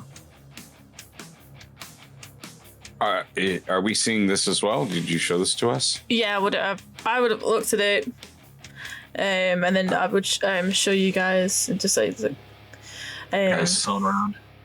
This is trouble. Maybe not to the person who's driving if you're carpooling. Does the photo have location on it? Has it been location mapped? Ooh.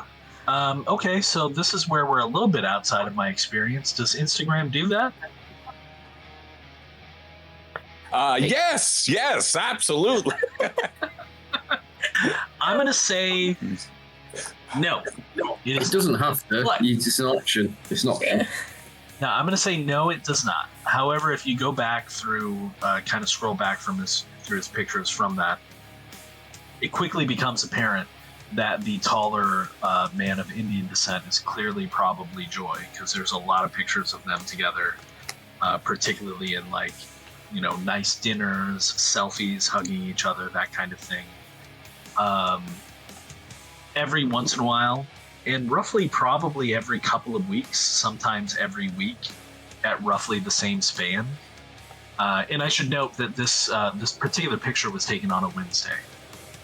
So exactly 3 days ago, I guess, Wednesday, Thursday, Friday. So yeah, roughly every Wednesday or every few Wednesdays, there are pictures from what appears to be a green space where you see those individuals or some grouping of those individuals. Are they? Guys. Okay. So going back on the photos with the group, are they generally seemingly dressed very similar? Because it's a strange array of different clothing they're all wearing. So the gentleman who's wearing a suit always appears to be dressed that way. And in fact, going back quite a ways, it looks like that might be the only suit he owns. Difficult to say. The woman who's wearing the hoodie and the like jeans, like she's always similarly attired. The two other women that were framing Joy and Mitchell, they are almost always in some layout of what you would expect somebody who's doing work outside to wear. Somebody who is potentially used to yard work or gardening or something like that. And then Mitchell and Joy themselves, you know, sometimes they're dressed for work, sometimes it looks like they're maybe dressing for each other, sometimes they're dressed for play. Yeah. So on the photos, is there any sort of landmarks in the background landscapes where we could try and work out roughly where they are, whether they're still nearby, or, you know, is there a mountain range in the background that we recognise or anything like that from our time that we've been here? A bit of cross-referencing. So just quickly scrolling through, it's difficult to say. There's nothing I would that say it would jumps take out. you. What's that? There's nothing that jumps out at us. No. I would say it would take you some time to really kind of root through Mitchell's photos and really focus and, you know, like get some better software to blow them up and zoom in and stuff. I'm not saying you couldn't find anything, but just kind of scrolling through on the phone, nothing jumps out at you. Guys, I think at this point, we got to get our go bags and get out of here. Get out of here quick and far. We got to find another place to settle down or to do our work. Don't you understand what this means? I mean, look at these guys. They a lot of them have dirt on their clothes, their knees and their hands. They're pale. They're part of a club. I'm sure it's a night club, if you know what I mean. We don't want to be living taken during the day. What's that? All of the pictures are during the day, I should point out. Oh, I don't know. I have no idea about. I'm just looking at all the evidence that I see, and I'm Sure. I'm thinking that, you know, yeah, you know, the biker club has come into town, and it's time for us to find another town. I'll just let out a little sort of growl under my breath and just say, "Are you a wolf or a mouse?" Whoa. I'm a survivor.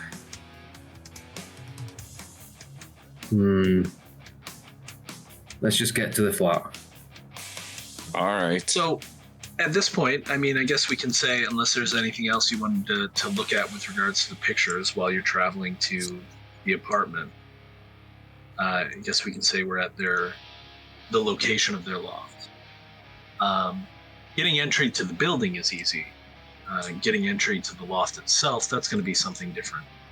As Jessica mentioned, there are a few pieces of mail that are just kind of like fallen on their front, what would be their front stoop. Obviously, it's a hallway, but the doors have mail slots in them, and it looks like maybe something had gotten caught in the mail slot and prevented the mail carrier from putting anything else in there, so they've just been dropping some things.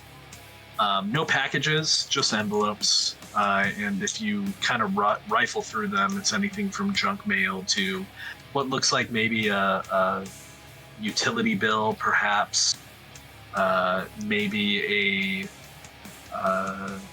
privacy notice from some kind of pharmacy or hospital, that kind of thing, or insurance agency.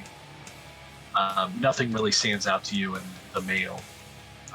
But there's the door. Does it seem like a lot of mail for 3 days, or? Oh no, not terribly. It's Americans, especially in towns like this, get a lot of junk mail. So there's more than maybe you might expect, but it's not a strange amount of mail. No. Okay, cool. Can we see what is blocking the mail? What is blocking the mail slot in the door, or whatever it is they're using? Yeah. So I mean, if you want to kneel down and take a look in the slot, do you want to, line your eyes up with it and take a look and maybe get blinded by something? If something's gonna stick out and poke me in the eyes, shame on me. No, I'm kidding. If you lift up the little thing and it looks like the other side of it also kind of has a kind of flap, like a metal closure, and you push on it and it seems like something is blocking the closure from the other side. It could be a body slumped against the door. I'm going to smell. Do I smell anything? Are you going to do that in human form? Yeah, why not? Yeah, no, I'm not. Believe me, dead body, 3 days. As a human, you're pretty human. But I will say that even as a human, your senses are generally better than a normal humans are. So, yeah, if you want to try and really take a sniff and see if you can kind of engage your lupine abilities, as it were, go ahead and let's make that. Oh gosh. Do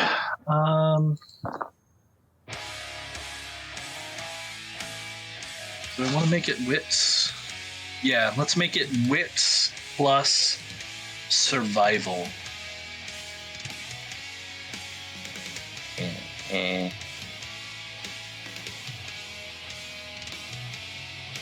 While he's doing that, I'm going to be scouting around for the easiest point of illegal entry.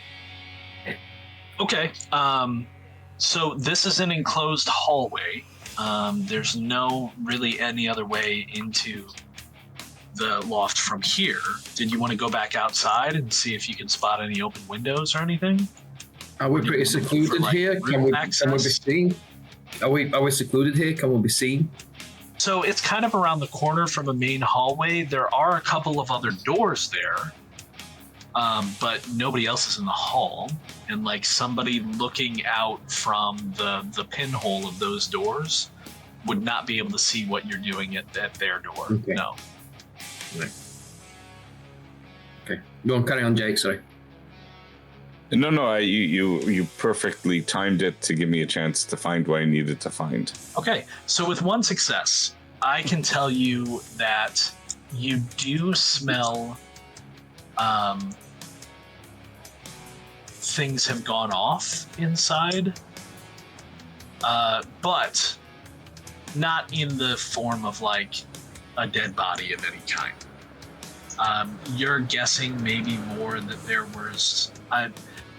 with the way that these two look in the pictures, you're assuming that they probably had some fruit on their counters for ease of access, and so you think you're probably smelling some food that's gone off in the kitchen. Being a loft, it would be an open space, so even from here, you might be able to smell like some rotting fruit or something like that. You're making it too easy for me, but it's 2024, so I'm not allowed to make the comment that I would have otherwise made. And it's okay, given that you're saying that there was fruit in the table. But we can't do that. To scratch that from YouTube. Let's, you know what? We're talking loft. Looking around, I want to see where would they hide their key. Either for the cleaning lady or whoever. So as Jake's doing that, I just whip out a set of lockpicks like it's not and set to work on the door.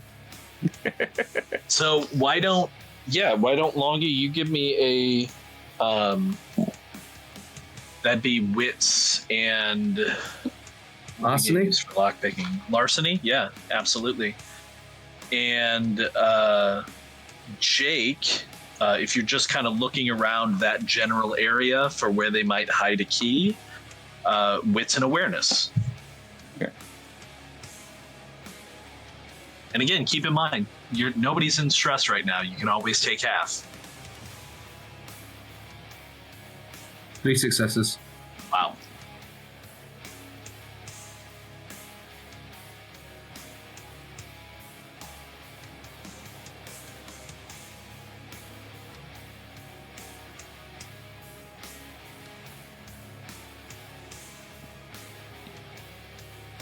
Oh, was the check die supposed to be your rage die? Is that what that was? Oh, my mistake. Sorry. No, Yeah, no problem. same thing. Yeah. So, Jake, you don't really see much as you're looking around. I mean, is there any place in particular you're looking? Well, underneath the floor mat, Okay, sure.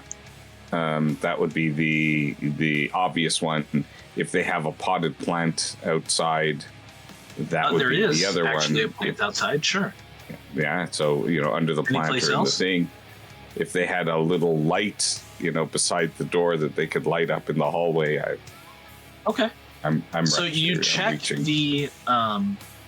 the floor mat that Longy is actually standing on, so that might be, or kneeling on, so that might be a little difficult, but you just kind of look.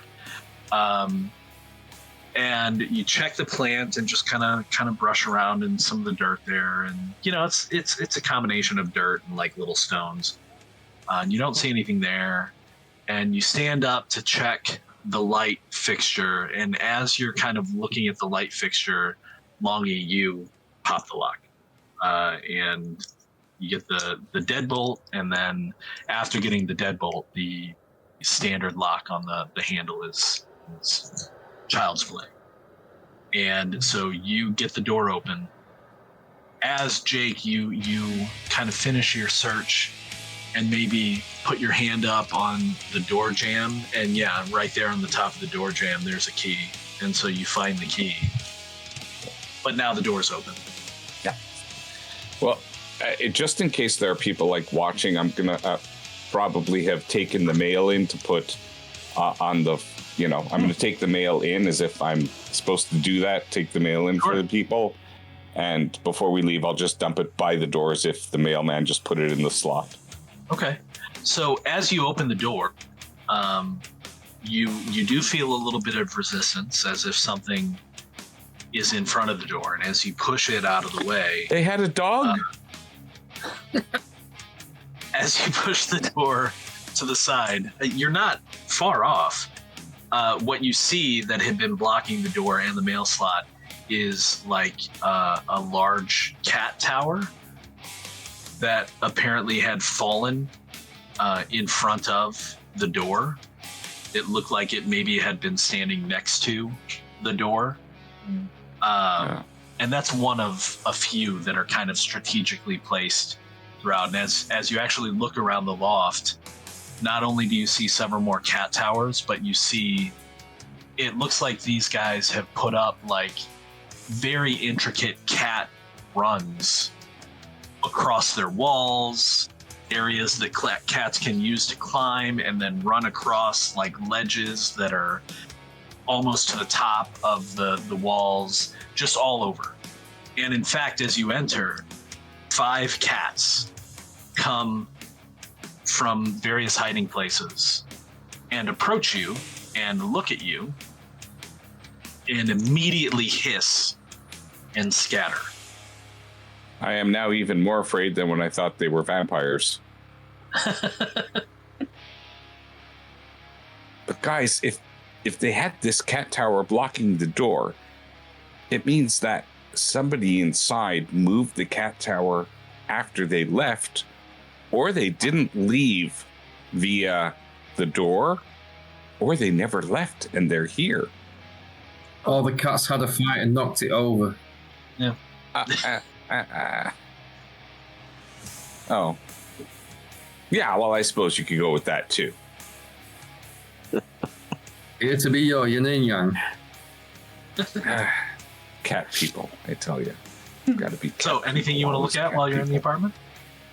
I'm gonna scream out the names: Joy, Charlie, Mitchell. just to kind of make it more natural that we're here. Keep your voice down. Joy, Mitchell, Joy. Yeah, again, it's an open space, so this is one of the loft at the top of the building, so it's actually, the headspace is quite a bit taller, and from what it looks like, they built a literal loft, an area that is kind of above what would be the living area, where their bedroom would be, and there's literally just, a simple stair that goes up to it, probably a mattress just on the floor or something like that. So you can see almost everywhere in this place from the door, and there's no one else here. You can no longer see the cats. They've disappeared. But, the kitchen, as I said, there's some fruit and vegetables and other things that would normally be left out if somebody would take care of them.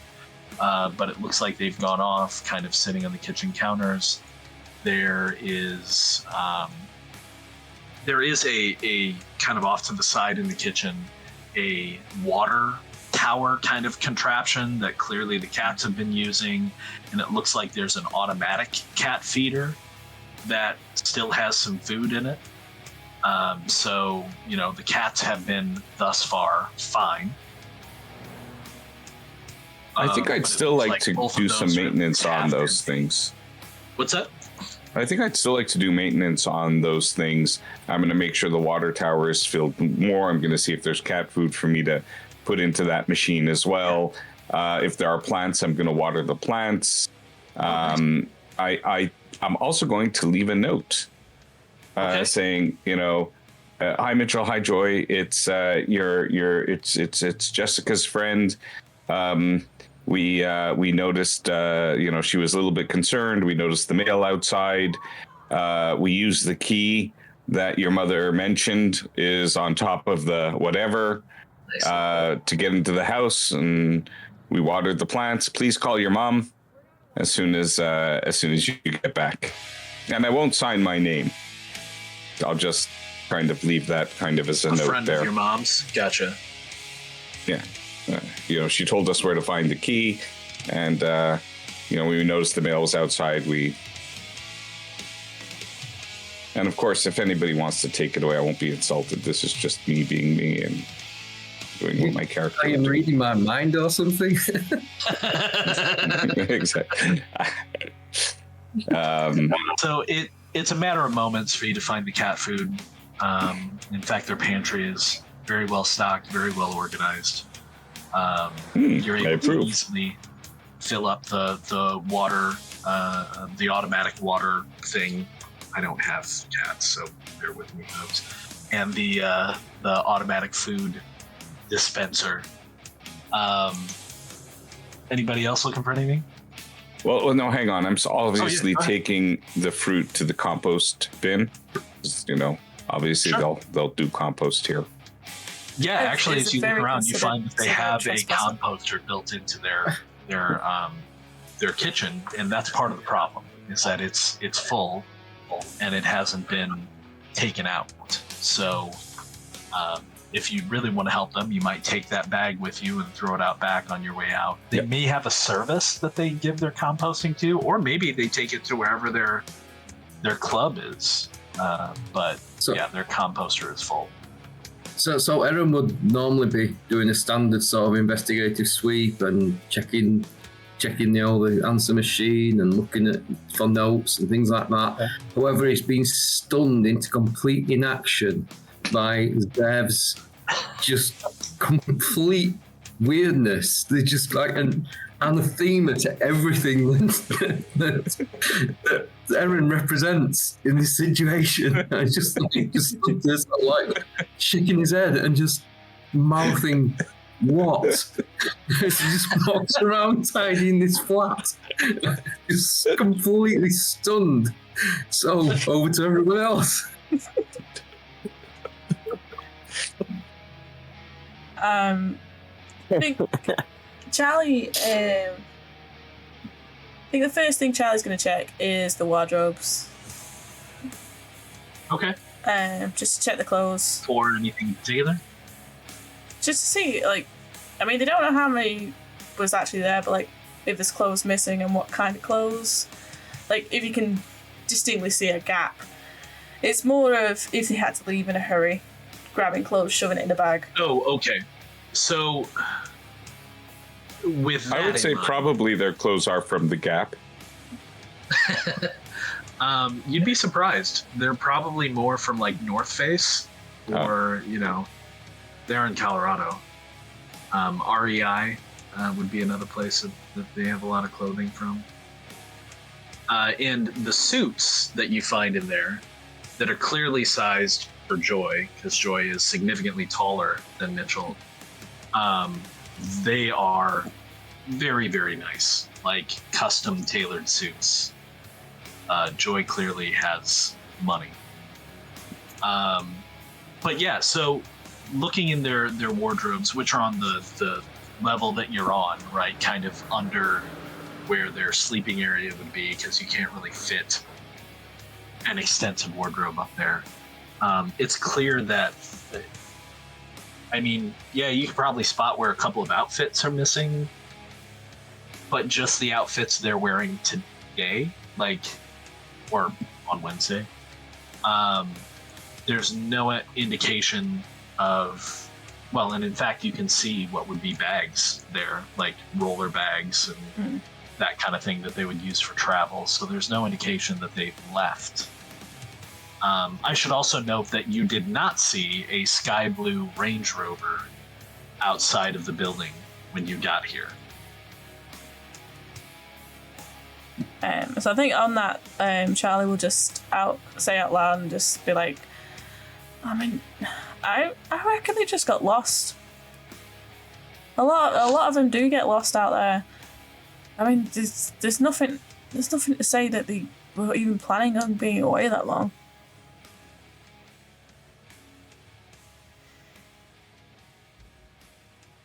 Good point.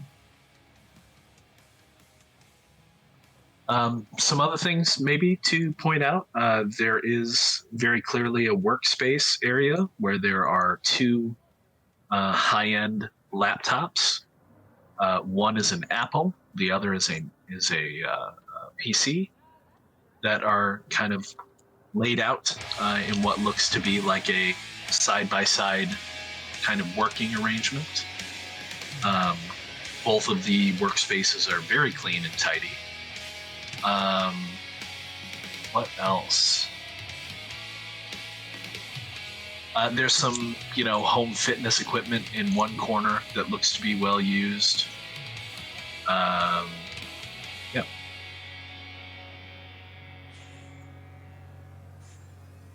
You're muted, Jake. I may be able to look at the computer equipment. I may have some skill in that. Okay. Check the last emails or plans, Outlook calendar, or Apple calendar, whatever it is. Which one do you want to use, the Apple or the PC? Yeah, not to cause the lawyer, I'm an Apple, I'm a graphic PC. designer. I think the Apple is more artsy, so it probably is more for whatever. I'm going to do the PC. Okay. So you open it up. There is password protection. Okay, I'm going to look underneath the keyboard for the Post-it note. There is no Post-it note. Okay. And then I'll open the Mac. Also password protected. They also has a keyboard. Well, I mean, they're laptops, but if you lift the laptop, there's no Post-it or anything under it. Okay, I open the drawer and I look for the little note that has all these passwords that. So to save you time, these two gentlemen apparently don't need such a thing. They know their passwords. Oh, good. Okay. So there's no indication of their password anywhere. However, if you have the skill, would you like to root one of the computers and try to hack into it? When you say have the skill, Because I believe that would be intelligence and technology. Okay, well that I can do you for.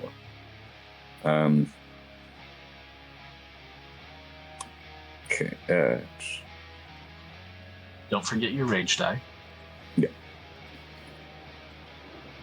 Oh. While he's doing that, I will look around for some items of clothing from both the people we're looking for that have not been washed.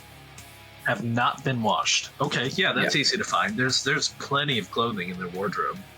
Oh, that have not been washed. My mistake. So there is a hamper in what would be their kind of dressing area, I guess we could say, that is off of the bathroom, that is the only enclosed space in the entire loft. And yeah, there are some clothes from, you would assume, from the cut and size of them, from each of them in the hamper. I'll fish out an item of from each person, sort of like look towards Charlie and just lift him up and his arms stiffen him, but not too close, and just gesture towards it. Okay. So Jake, with your 3 successes, you are going to be able to crack. I assume you were going for the PC. Yeah, and the password is Jessica and the date of birth of Jessica, which I would know. Not on the PC. Ah, then it's his. Haha, I fooled you. So once you get into the PC, it's very well apparent, and actually having cracked the password to access the PC, you find very quickly that the same password is used for their Outlook and for other password protected applications on the PC. Maybe with a little bit of a variation here and there that you managed to figure out relatively quickly. And yeah, it's very apparent this is Joy's laptop. There are emails from the practice. There are emails from Mitchell. There are a couple of email conversations, older, but email conversations with a gentleman named Ricard Muller. There are a couple of email conversations with a woman named Hannah Harcourt. A couple of other email conversations with, let me pull my notes back up, checks notes, a Jacqueline Bates, a Aisha Kreider, and the, not including Mitchell's mother, the couple of interactions with her, the interactions with Jacqueline Bates, Aisha Kreider, Ricard Muller, and, pardon me, Hannah Harcourt always have to do with the club, and sometimes referring to it as the Horticultural Club. And, you know, it's general stuff like times meeting, supplies to bring, you know, plans, goals, that kind of thing. It doesn't appear, going through all of this information, it doesn't appear that Joy, at least, really has any kind of social connection with any of these people outside of the Horticultural Club that he and Mitchell apparently go to. Okay. So just a few quick things. I'm going to enable the local administrator, put it to a password of my choosing, and also make sure I have a remote support utility put in but hidden so it doesn't show that it's there, so I can access it remotely if the computer is on.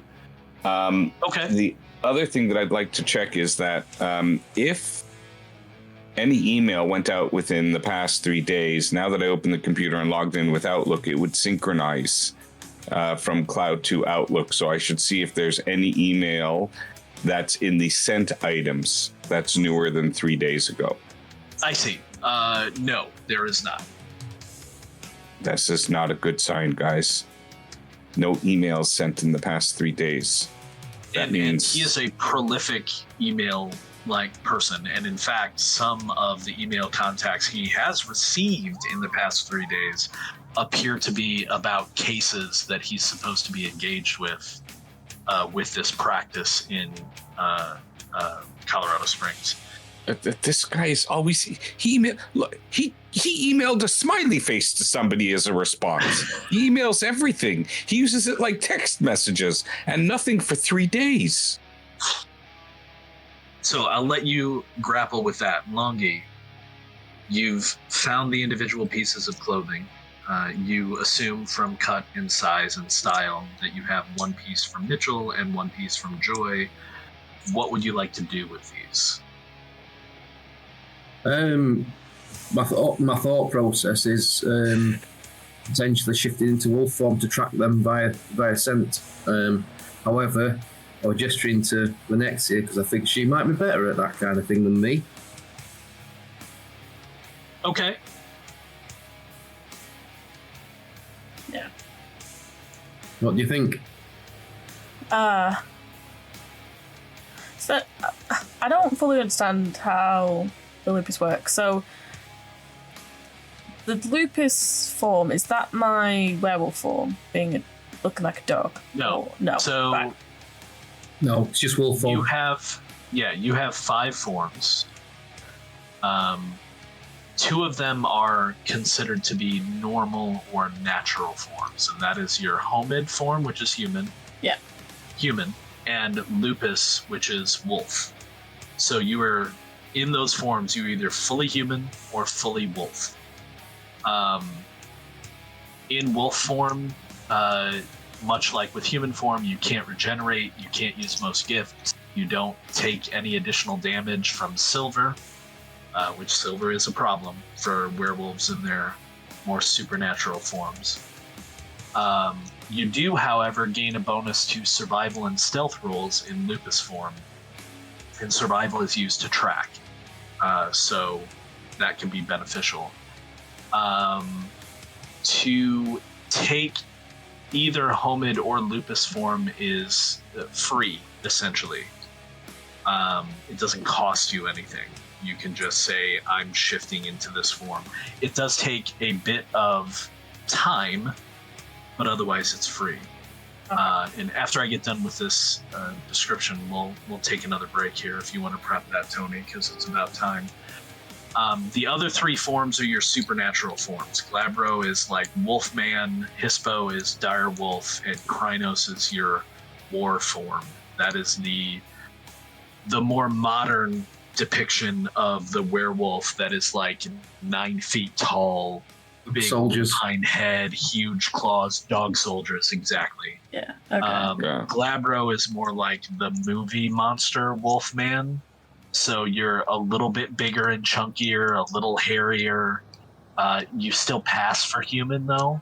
Fortunately with claws and more hair. Yeah, exactly. And Hispo is, just a big, freaky, like almost prehistoric looking wolf. Okay. So yeah, you can shift to lupus form for free anytime you want. And again, with you having Clement lupus, you can maintain that form even in town and nobody's going to look at you weird, except for people might look at your companions as to like, why is your dog not on a leash? Yeah. I also have Clement form, so if you do want to go tracking this scent, I will come with you. Oh, and you could help each other if you wanted to, yeah. Okay. You could probably sniff their clothes and tell when they last had coitus. I mean, if you get a good enough roll, maybe. So let's go ahead and take a break there, and then we can decide what we want to do with everything we have when we come back.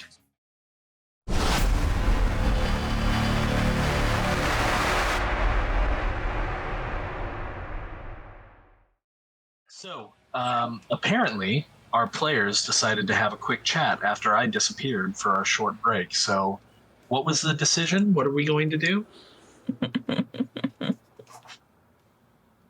Well, apparently undo everything I did in the apartment. Take water out, take food out.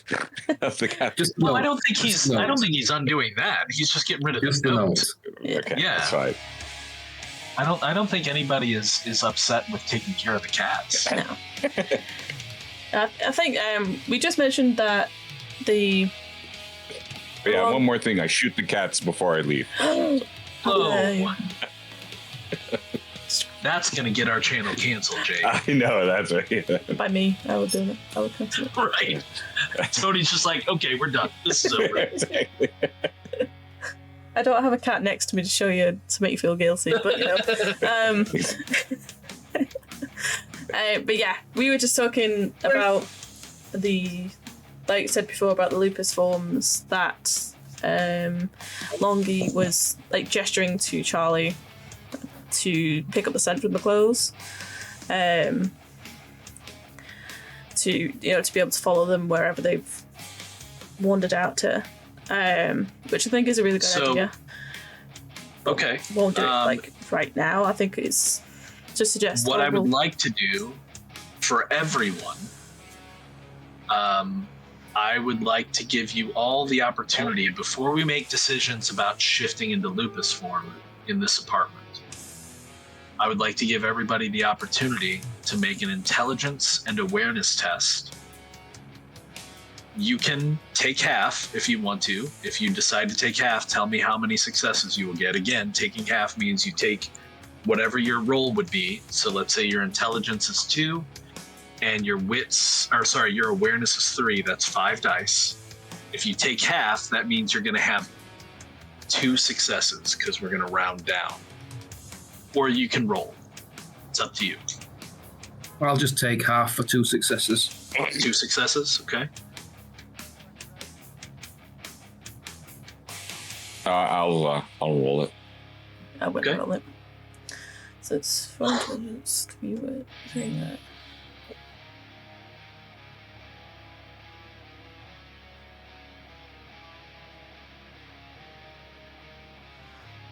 Okay, so Ev gets 1 success.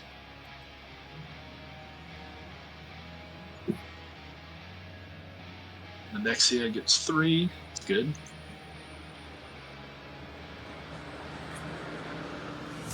Aaron took 2.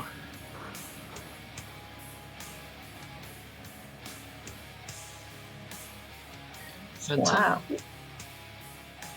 Ooh, big. Wow. It's a lot. 6 successes. Okay, so Fenton, you actually, I imagine you're probably processing what Longy or what Aaron and Charlie are considering doing. But you distinctly recall, as the 4 of you entered the building together, that there are cameras on the entryway to the building and in the hallway, the main hall, and there is a camera in the corner of the halls that lead to the lofts on this level. So your presence as 4 people has been recorded, you assume. So with my great bounds of intelligence and my huge leadership abilities, obviously, I've been stood sort of kind of just watching everybody, watching what they're doing in the apartment, taking little side notes, noted and circled the name, the Horticulture Club, and I've been listening to everything and say, I think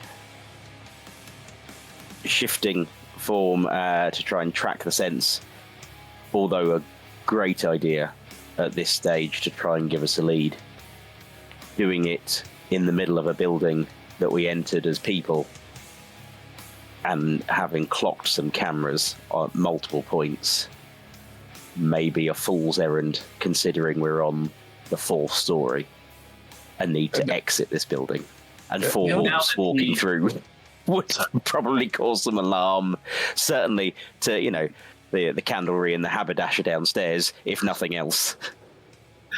And now I have no intention of leaving any camera evidence, my friend. Oh, that's right. You have that. I have the right of the forgetful That record. right. That's something you would have to do, though, at some point. It's not an automatic thing. Yeah, that's fair. I don't have to do it now, though. I can do it tonight or tomorrow. Yeah, that's true. Well, that's I true. mean, I was just going to take one of those nice big suits, blow a couple of balloons up. They probably have party balloons here for birthdays. Build the suit, and one of you can go into, dog form or whatever, and we can just walk out with the suit filled with balloons, and it's 4 people going out to walk the dog.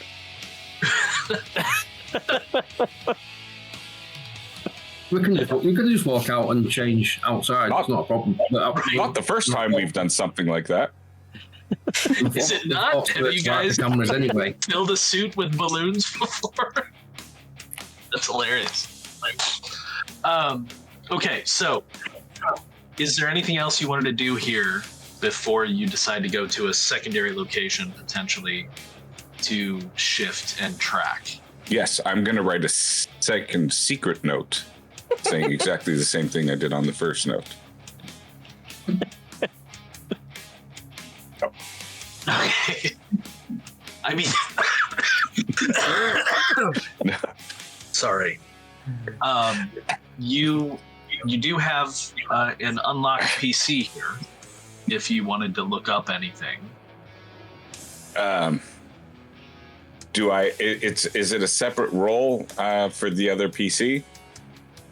Surely finding details on the horticultural club is as simple as opening his browser history and looking. Yeah. So if you look up the horticultural club, you find that a couple of things. There is a website for the horticultural club. It says that they are working to restore a tract of land referred to as Development Copse West. Excuse me. And that is in an area of the forest just outside of Manitou Springs known as the Fremont Experimental Forest, which is a part of the forest that is being essentially attempting to be revitalized, repopulated. The couple of important bits of information you get from scrolling through the website, it does list names for all the people that you assume are pictures have been taken of. And well, you might want those names, so let me pull up my notes again. Ricard, Muller, Hannah. So Hardcom? We'll come back to Ricard and Hannah actually, because those names have a little bit more tied to them. So obviously Mitchell and Joy are listed. There is a woman named Jacqueline Bates listed, and a woman named Aisha Kreider, which again, you saw communication with them in Joy's emails. What's interesting is that Ricard Muller is listed as the primary point of contact and the representative of the corporation that owns the Fremont Experimental Forest. He's a representative holding responsibility for that tract that the Fremont Experimental Forest is being what's the word? Shepherded or looked over by an organization called Enderon. And he has basically been given local authority over taking care of that tract of land. So he's and I know that it's actually a huge tract of land. It's not small. But then Hannah Harcourt's name is listed as a part of the club, but also her name is kind of all over the website. She clearly has done the web development for the group.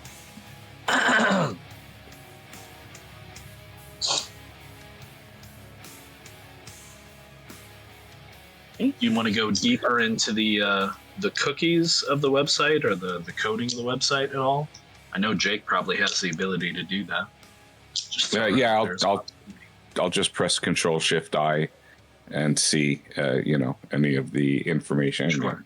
When it was So made, the website might give us some information and stuff. So you can get that information easily enough. You can see when it was last edited, which is probably a few months ago. And I guess I don't know that much about computers, but maybe you can pull up like a previous version of it.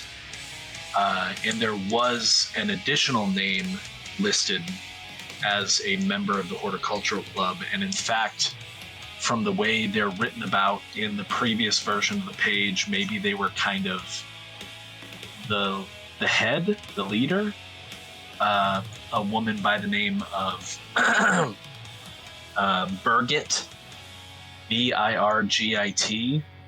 And for those of you playing Warhammer, I didn't make up that name. Somebody else got that same name, so I don't know what to say about the connection to the Warhammer name. But Birgit Van Gelder is her name, Vangelder. But she is no longer listed on the current version of the website, being connected to at all. That leads me to a thought. I might check the local caretaker websites and stuff like that to see if that person is deceased. The funerary. Oh, you want to look up Birgit Van Gelder? Yeah. Okay. So yeah, it's actually relatively easy to find. You can find her. She's listed in the white pages. I almost said the yellow pages. That doesn't make sense. She's not a business. She's listed in the white pages. Her name and address appears to be current. It's a recent. Well, you look up the white pages online, so like that would be current. There's no indication that she's deceased. You don't find any indication of an obituary or anything like that. Okay. All right, so she hasn't moved on to other pastures, I guess. Yeah, maybe just not involved with the club anymore. Exactly. Okay. Did I miss a joke, Jake? Yeah, pasture. No, come on. Moved on to other pastures. It's a horticultural club. Okay, I got you. All right. So, what do we do now? So do we want to go straight and try and find this green, or do you want to? Speaking directly to Zev, is like, do you want to find out more about these people? Well, I think if we have an address for Birgit, she is a source of information before we go to the club. There's a reason why she's not on it anymore. Maybe she has an axe to grind. Maybe she was removed. Maybe she found out it was something else and was encouraged to leave. So I think that is maybe the next logical, if we're thinking of trying to find out more information about the club before going to the club itself, just to see if there's any additional things we should look out for when we're going to the area where the club is, because I'd like to go see that tract of land. So that Bridget might be a next step. I'm open to other suggestions. Do we have any information on the website of, like, do they have a base of operations for this club other than this tract of land? Do they have a, official office address or anything like that? Is there any other contact details or places that we could glean from? There is contact information, not an address or anything like that. They don't have like an office, but you're assuming there's contact information for Ricard Muller, and a phone number. It could be an office, could be a home phone, could be a cell phone. Who knows? There's no other contact information for any of the other people there. He's the only listed point of contact. But on the website, it does give clear directions to the Fremont Experimental Forest and kind of describes how to get to Development Copes West from there. So these people went missing on the normal day that they go to the track to land.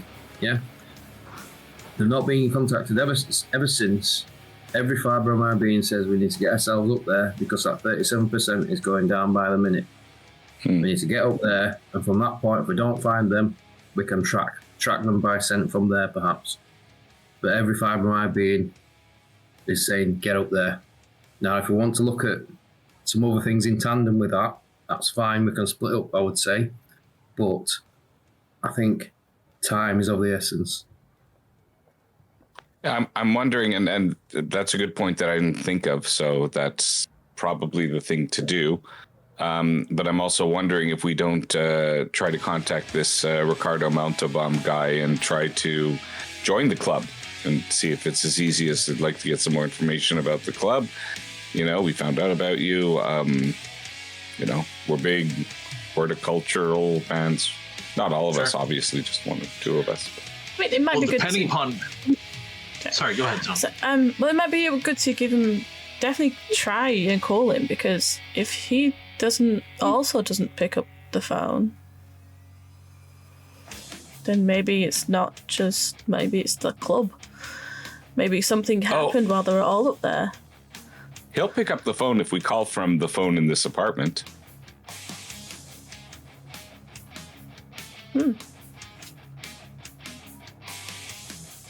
That's actually quite interesting. So do you want to try that?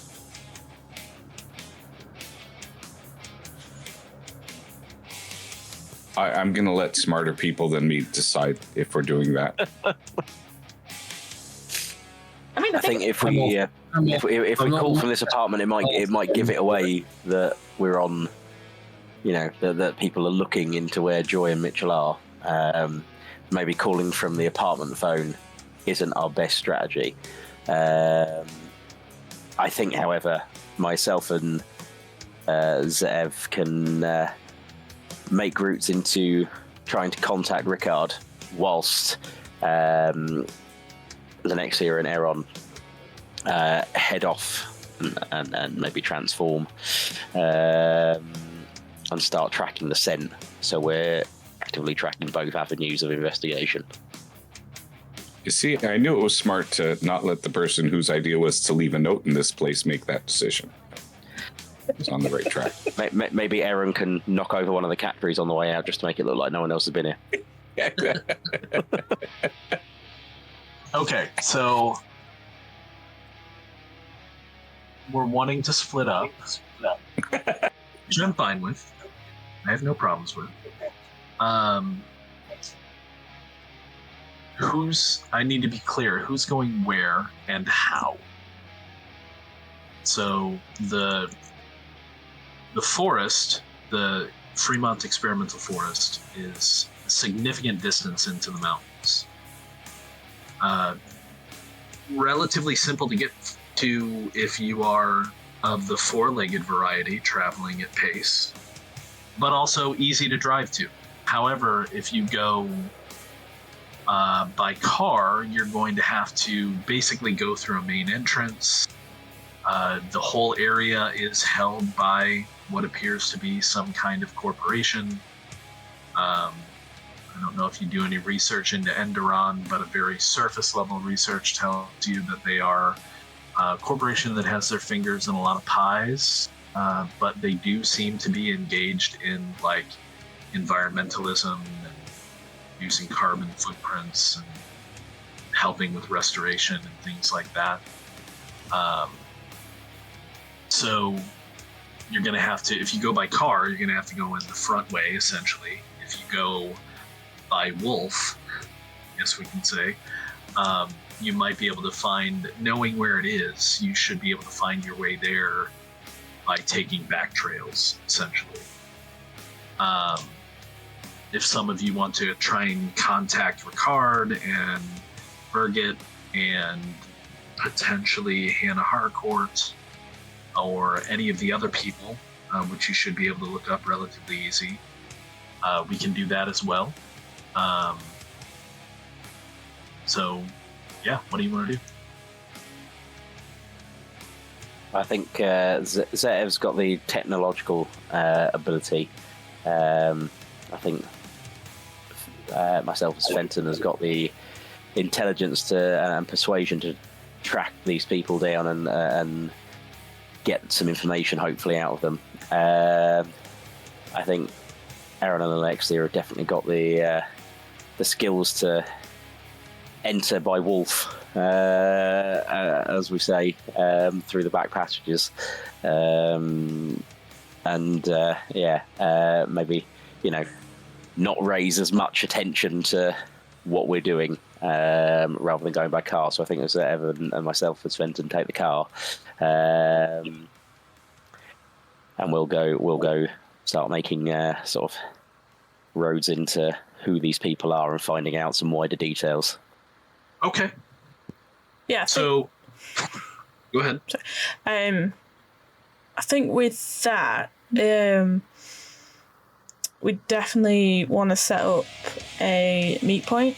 So, like, we go up, examine everything, but by just that once Zev and Fenton have done their investigations, they head up to up to this location by car, but stay a mile or two away. And then if we need them, we can always shift form again, get on the phone and get them to come in. Mm-hmm. I do have a safe house. Your safe house is Fenton. But if we're a mile or if we're just about a mile away with the car, if you need us, can't you just howl? Oh. That was it. Yeah. I think it would be good to also set up if we haven't got back in touch by a certain time, because you said it was early morning. At this point, it's probably getting on afternoon, but yeah. Okay, so call it like sundown if it's quite a ways out. Would that be reasonable, or is it that too far? Well, no, and do keep in mind that even if you both shift, again, small items in your pockets of your dedicated clothing are going to shift with you. So you will have your phones. Yeah. You won't be able to access them in wolf form for obvious reasons, but like if you shift back to Homid or Labro form, you should be able to access them. Yeah. Okay. So you can contact each other that way as well. But again, like Jake said, if they're only a mile or so away, you can also howl.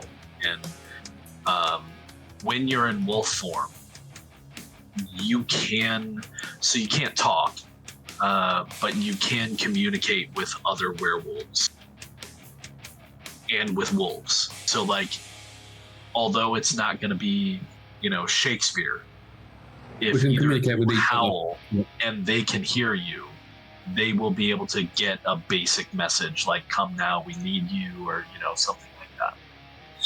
Okay. Yeah. So that's what we're going to do? Yeah. Okay. So I'll give you a couple of bits before. I think maybe we'll probably call the session there then and deal with these two disparate situations starting with the next session. But to give you some kind of setup for all of that, it's very easy to see where the experimental forest is on the map. Not something that I can necessarily pinpoint for you exactly in Alchemy, not yet, because I haven't set it up as a tactical map, and I don't know if I plan to. But if you open up the Manitou Springs region map, yep. Let's scroll out a little bit. So the experimental forest, if you follow Highway 24 northwest out of town, past the Cave of the Winds Mountain Park, up to probably the second 24 icon in the green area, it's kind of off to the north of that, right? And that's easy to get to. How easy it'll get to Development Copes West in that area, difficult to say until you get there. But there are kind of along these roads, and any of you that have traveled the roads as you've gotten used to the area would know, there are several trails and trailheads, for example, and pull-offs for like scenic pictures and things like that are pretty common along mountain highways like that. So you would easily be able to find one to park kind of off to the side should you need to go up there, and then you'd be able to shift if you wanted to and go in through the forest, or you could go in through the front gate, as it were. Yeah. So my car has a bike rack on the back of it to make it look like we're biking. nice. Yeah. So mountain bikers for sure. That makes sense. So there's that, and then my understanding is, just so I know, coming back in next session, is that Fenton and Zeev, before they head up the mountain, are going to try and look into the various people, right? Yes. Trying to make contact. And great, awesome.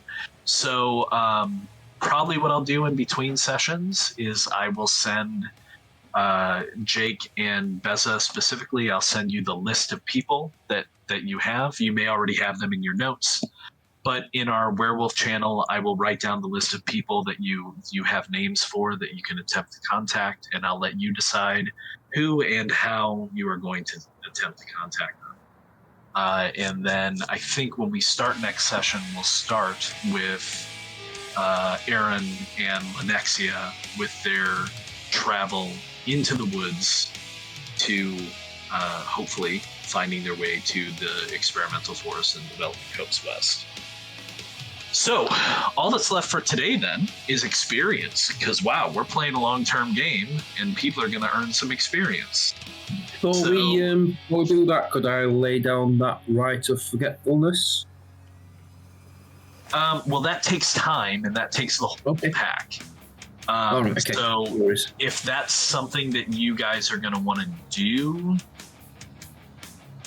you can potentially set aside some time to do that before you split up, but you're also going to want to go to a more kind of secluded place that's not just something that you generally do, like in an We could apartment. head to We can the start safe next house, session. as I mentioned.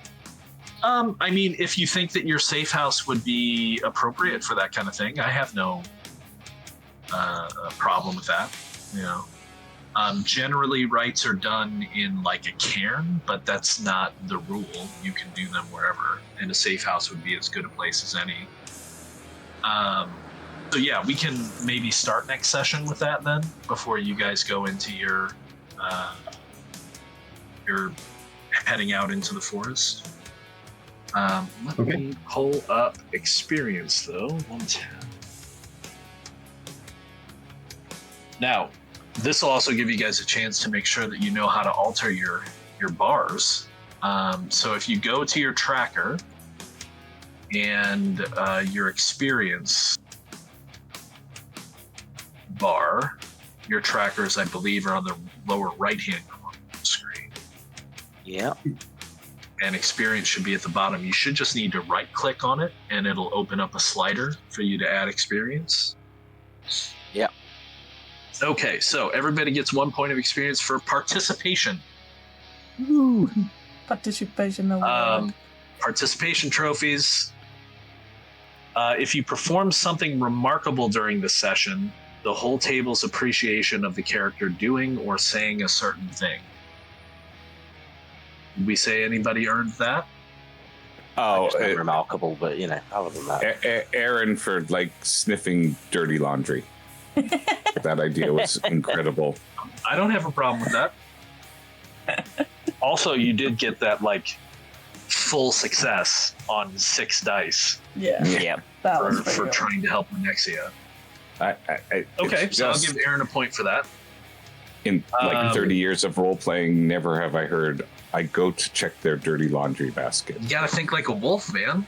Yeah. Or, I mean, don't kink shame. You know, either or. Nice. Well, yeah, for sure, right? Yeah. Let's see. Another option: use a skill, gift, or other trait in a clever or critical way. Well, I can't double up Aaron for that. Did anybody else do anything in a clever or critical way? I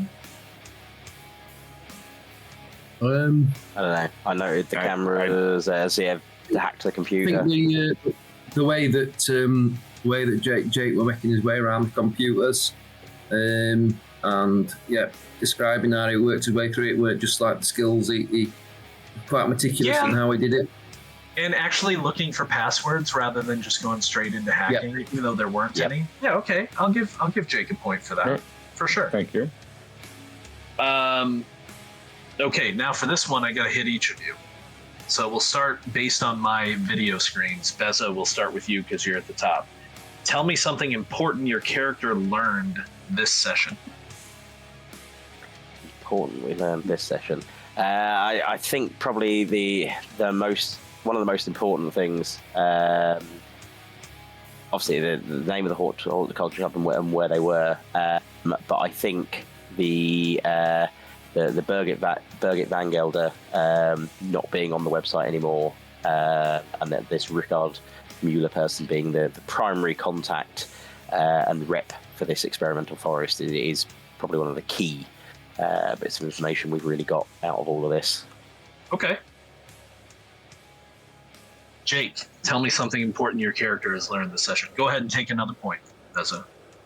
Yeah, the most important thing that I learned this session was that Jessica may know more about me than I would either A, want her to, or thought that she did. Because if she's approaching me in that way, it means that maybe my cover is not as secure as if she knows more to me, that there's more to me than just a simple high school biology teacher, that's pretty. I've got to think about that one in my future here. Okay. Longy, tell me something important your character. Two main things. I think the primary one was learning more about the pack and how we work together, and sort of where my role sits in that. I think a little bit. Sort of the fact that Fenton tends to sit back and analyse, and then sort of gives like every so often he'll come in and give like a bit of an update, like an appraisal of where things are. Jake's sort of like or Zev's sort of like front and centre, wants to be part of the conversation, very thoughtful, but possibly a bit of a offence against the way I like to work. And Lenexia is sort of like really sort of intrigued and interested in the human world, but I can tell that she's like learning all the time, sort of thing, and sort of like trying to fit in. And the other one is that. Sorry, I'll let you continue, and I'll bring up. And the other one is that similar to what Jake said, that there's someone out there that knows more about me than I know about them, and I don't like that one little bit. Okay. So, speaking of Lenexia, first question, and this isn't to give you experience, and if I wasn't clear for both of your bits of information, Jake and Longy, you both get an additional point of experience. So Tony, first question, not for experience. Does the rest of your pack know that you were born a wolf? Or is that something you keep close to your chest? I think I probably wouldn't share that, just because obviously doing that first transformation was a very distinct eye-opener. Sure. In more ways than one. So I essentially, because the way I see it from that is that change happened without intent, and that essentially I lost my family from that. Yeah. So I know we're all the same. Essentially, we're all werewolves, but I know that is different. Yeah. And now, especially like we've come into a new pack, it's like, oh, you might be maybe, a pack is a family kind of thing. So, right, it's not properly known. That actually brings up a really good point too, that I'll come at all of you with off stream, because it'll be something for you to think about down the road. Now, that being said, let's get to your actual question. Tell me something important that your character has learned this session. I I think for Lynexia, the important thing she's learned is how much she doesn't know. Like what Longer said, is how much she doesn't know about the human world. Even though she's tried and fit in very well, it's just how much she doesn't know. She speaks so much with other people. She listens, and she knows a lot of what's going on. But it's like the whole Longy trying to show her how to use the social media, which she thought she was doing great on. But he used so many different words. But it's like, but in the back of her mind, it's kind of like, but we're kind of the same. Like, how can it be that different? So yeah, it's a little bit jarring. It's just like, how much, like, what's wrong? How have I missed so much? Sure. But not made that connection that it's because obviously I'm lupus. I'm Clement. Lupus. Right. So, it's just the connection is, oh, you're a werewolf, I'm a werewolf. What's wrong here? Yeah. All right, so take another point of experience for that. So by my count, then, it looks like Tony and Beza both should have 2 points. Mm-hmm. And Jake and Longy should have 3 each. Now, that's not enough to do anything with. You're going to need a significant amount more of experience before you can start spending it on stuff. But when we get there, I'll let you know how much things cost to improve.